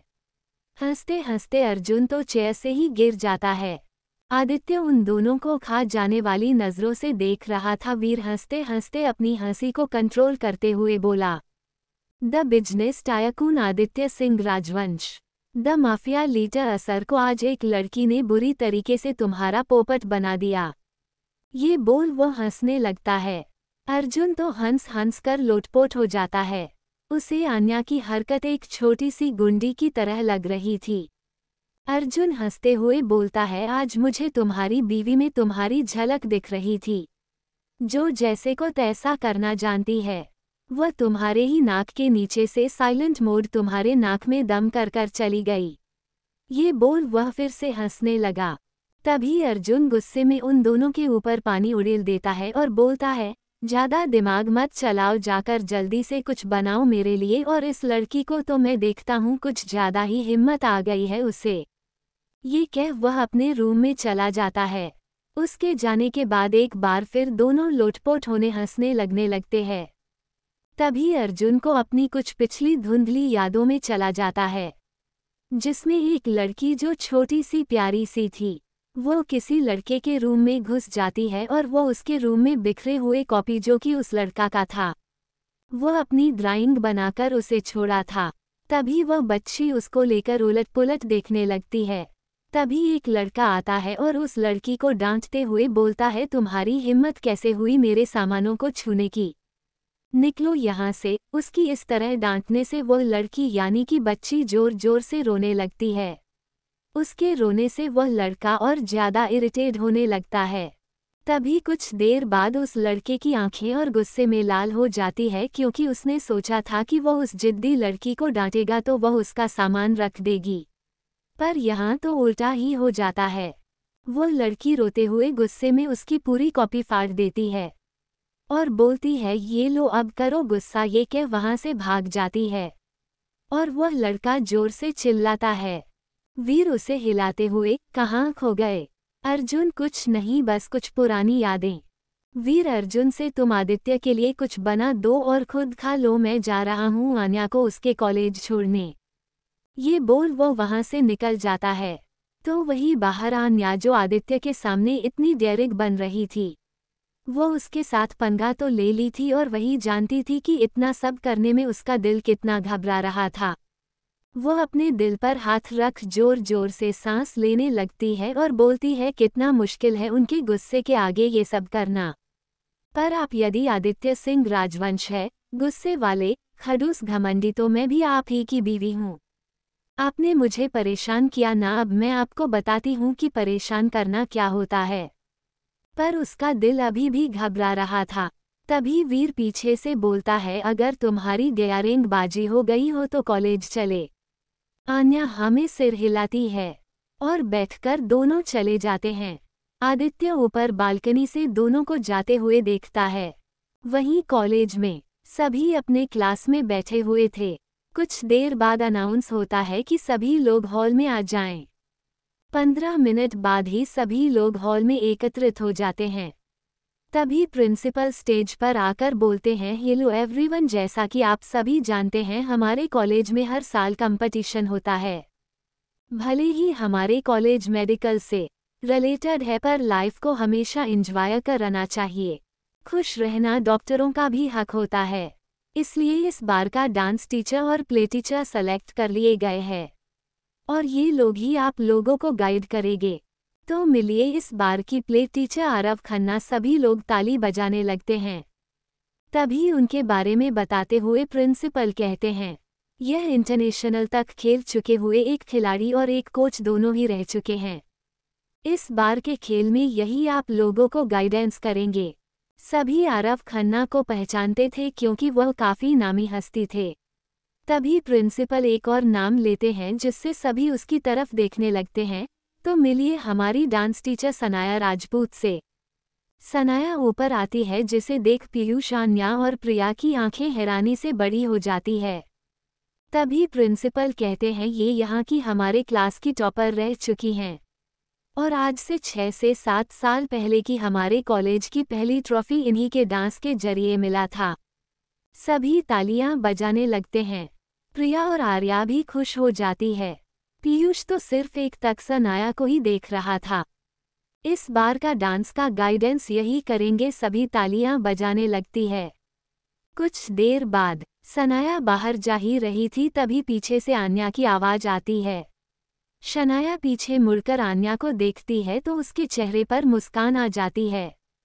प्रिया और आन्या दोनों ही उसके पास जाती हैं। प्रिया, तुमने बताया नहीं कि तुम एक डांस टीचर हो। सनाया, हाँ मैंने बहुत पहले छोड़ दिया था, पर अब मैं फ्री थी तो सोचा क्यों ना अपने ही कॉलेज में एज अ टीचर ज्वाइन कर लूँ, इससे टाइम पास होगा और पेमेंट भी मिलेगा। पीयूष हाथ बांधे सनाया को ही देख रहा था। तभी सनाया उसकी तरफ देख बोलती है और हीरो तुम बड़े शांत लग रहे हो, क्या हो गया? तभी पीयूष धीरे से बोलता है इश्क हो गया। सनाया बोलती है क्या हो गया? तभी पीयूष घबराते हुए वह मैं कह रहा था कि हमें बहुत देर हो गया है, अब हमें चलना चाहिए। सनाया बोलती है मैं भी चल रही हूँ। तो सभी साथ में बाहर चले आते हैं। तभी पीछे से कीर्ति और निम्मी दोनों भी बाहर आती है। आलिया बाहर जाती है तो देखती है वीर टेक लगाए वहीं पर खड़ा था। तभी वीर की नज़र सनाया पर पड़ती है। सनाया भी वीर को देख एक पल के लिए रुकती है पर जाकर उसके गले लग जाती है।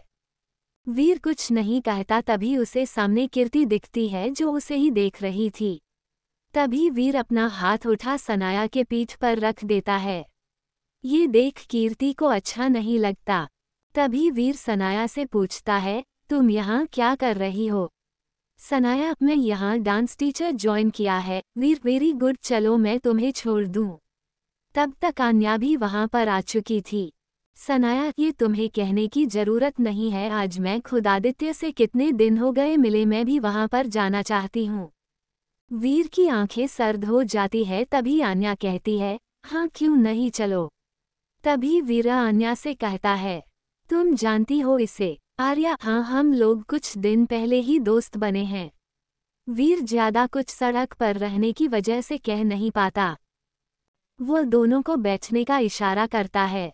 कीर्ति एक नज़र वीर को देख वह अपने गाड़ी में बैठ वहां से निकल जाती है। पीयूष सनाया को जाते हुए देखा ही रह जाता है। तभी प्रिया पीयूष कुछ कहने वाली थी, उसे पीछे से हॉर्न की आवाज़ सुनाई देती है। वह जैसे ही पीछे देखती है वह उस गाड़ी को पहचान जाती है और बिना पीयूष से कुछ कहे वहां पर चली जाती हो। वो कार अर्जुन की थी जो उसे कब से इंतजार कर रहा था, पर वह अपने दोस्तों में ही बिजी थी। वह कार खोल जैसे ही बैठने वाली थी वैसे ही अर्जुन उसे गोद में बैठा लेता है। प्रिया हड़बड़ा जाती है। तभी अर्जुन थोड़े गुस्से में बोलता है, तुम्हें नहीं लगता मुझे छोड़कर तुम्हारे पास सबके लिए टाइम है? प्रिया नासमझी में, क्या?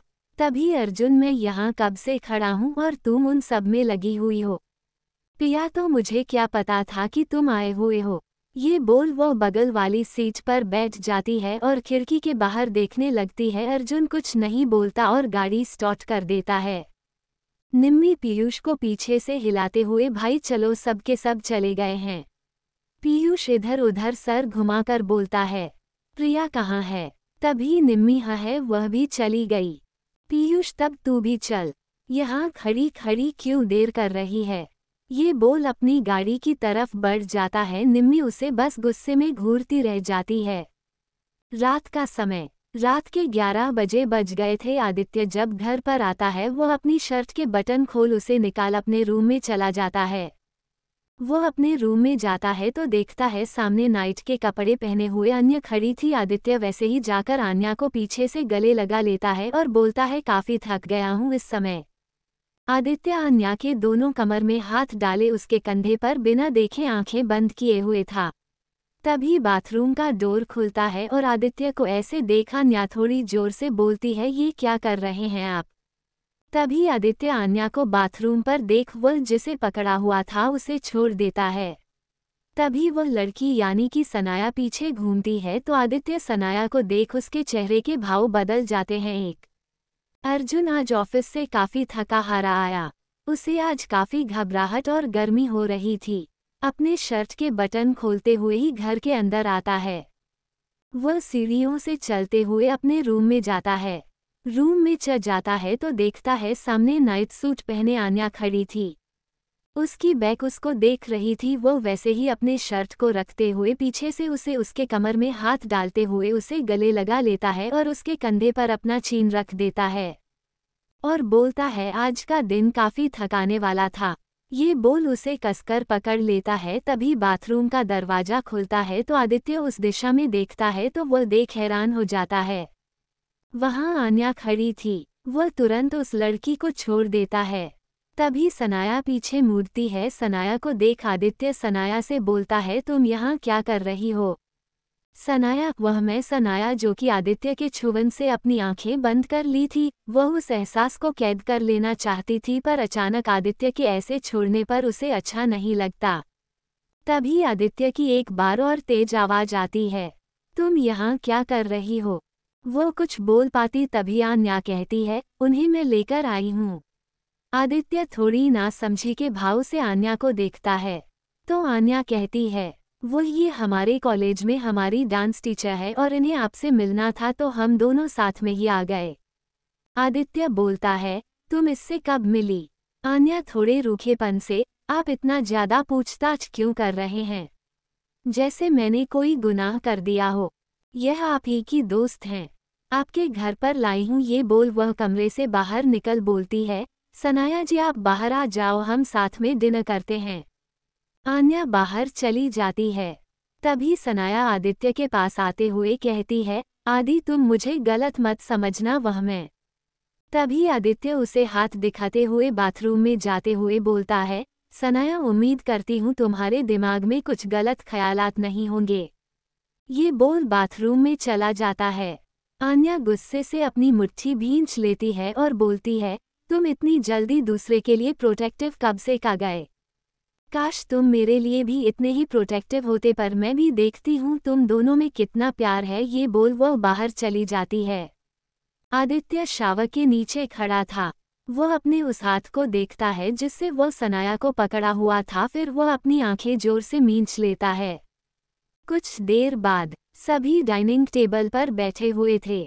तभी अर्जुन सनाया से कहता है, वैसे सनाया तुम करती क्या हो जो दिन पर दिन इतनी जवान और खूबसूरत होती जा रही हो। तभी सनाया सब्जी का बाउल रखते हुए बोलती है, अर्जुन तुम्हें नहीं लगता कि तुम दिन पर दिन बेशर्म होते जा रहे हो। ये कह वह फिर से किचन में चली जाती है। इन सब की छोटी सी नोकझोंक देख उसके चेहरे पर स्माइल आ जाती है, पर जैसे ही उसकी नज़र आदित्य पर जाती है वह अपनी नज़रें फेर लेती है। ये देख आदित्य गुस्से में आन्या को देखने लगता है। डिनर रख आन्या सभी को खाना परोसने लगती है। तभी सनाया उसे बैठाकर बोलती है, तुम बैठो मैं सभी को खाना परोसती हूँ। वह सभी को खाना परोसने लगती है। तभी आदित्य एक बाउल से अपने लिए मशरूम ग्रेवी वाली सब्जी लेने लगता है तो सनाया तुरंत उसका हाथ पकड़ लेती है। सभी उसकी तरफ देखने लगते हैं तो सनाया बोलती है, तुम्हें मशरूम से एलर्जी है ना। आदित्य वहीं रुक जाता है। सनाया ये कह वो उसकी तरफ पनीर की सब्जी करते हुए बोलती है, ये लो तुम्हारी मनपसंद कढ़ाई पनीर बनाया है, तुम्हें पसंद आएगा। तभी अर्जुन एक्साइटेड होते हुए, ओ सनाया यदि खाना तुमने बनाया है तो खाना लजीज ही होगा। पता नहीं कितना जमाना हो गया है अच्छा खाना खाए। ये बोल अपनी थाली में खाना परोसने लगता है, पर वीर बेचारी आन्या का ही चेहरा देख रहा था, जो अपने जलती हुई नज़रों से अर्जुन को देख रही थी। तभी अर्जुन को अपने ऊपर किसी की नज़र महसूस होती है और जैसे ही आन्या को देखता है आन्या तुरंत अपनी नज़र झुका लेती है। पता नहीं क्यों लेकिन उसे ये सब अच्छा नहीं लग रहा था।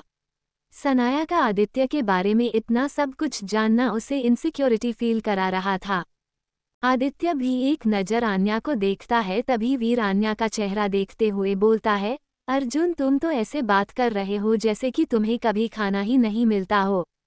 क्या मैं खाना अच्छा नहीं बनाता? अर्जुन मुंह बनाने लगता है। तभी सनाया एक्साइटेड होते हुए आन्या से बोलती है, आन्या तुम्हें पता है मेरे हाथों का खाना सबसे ज़्यादा आदि को पसंद है। ये सब खाना खाना सुनते सुनते आन्या की आंखों में हल्की नमी आ जाती है। पता नहीं क्यों लेकिन उसे ऐसा महसूस हो रहा था जैसे वही सबसे ज़्यादा यहाँ पर अकेली है। वो बहुत मुश्किल से ही खाना निगल पाती है। कुछ देर बाद सभी अपने अपने रूम में जाने लगते हैं। आन्या किचन में बर्तन वाश करने लगती है। तभी वह बाहर निकलती है तो देखती है सनाया ऊपर की तरफ जा रही थी, क्योंकि ऊपर ही गेस्ट रूम था। तभी उसका पैर स्लिप करता है और आदित्य दौड़कर उसे पीछे से बाहों में पकड़ लेता है। ये देख जो आन्या किचन के डोर पर ही खड़ी थी उसके हाथों की मुठ्ठियां डोर पर कस जाती है और आंखों में थोड़ा गुस्सा और नाराजगी। तभी आदित्य सनाया से बोलता है, आराम से चला करो तुम्हारी हड़बड़ाने वाली आदत नहीं जाएगी। सनाया मुस्कुरा देती है और बोलती है, मैं जब भी हड़बड़ाती हूँ तुम होते हो ना संभालने के लिए। आदित्य कुछ नहीं बोलता और सनाया को खड़ा कर अपने रूम की तरफ जाने लगता है। तभी सनाया उसका पीछे से हाथ पकड़ लेती है और बोलती है, नाराज हो मुझसे?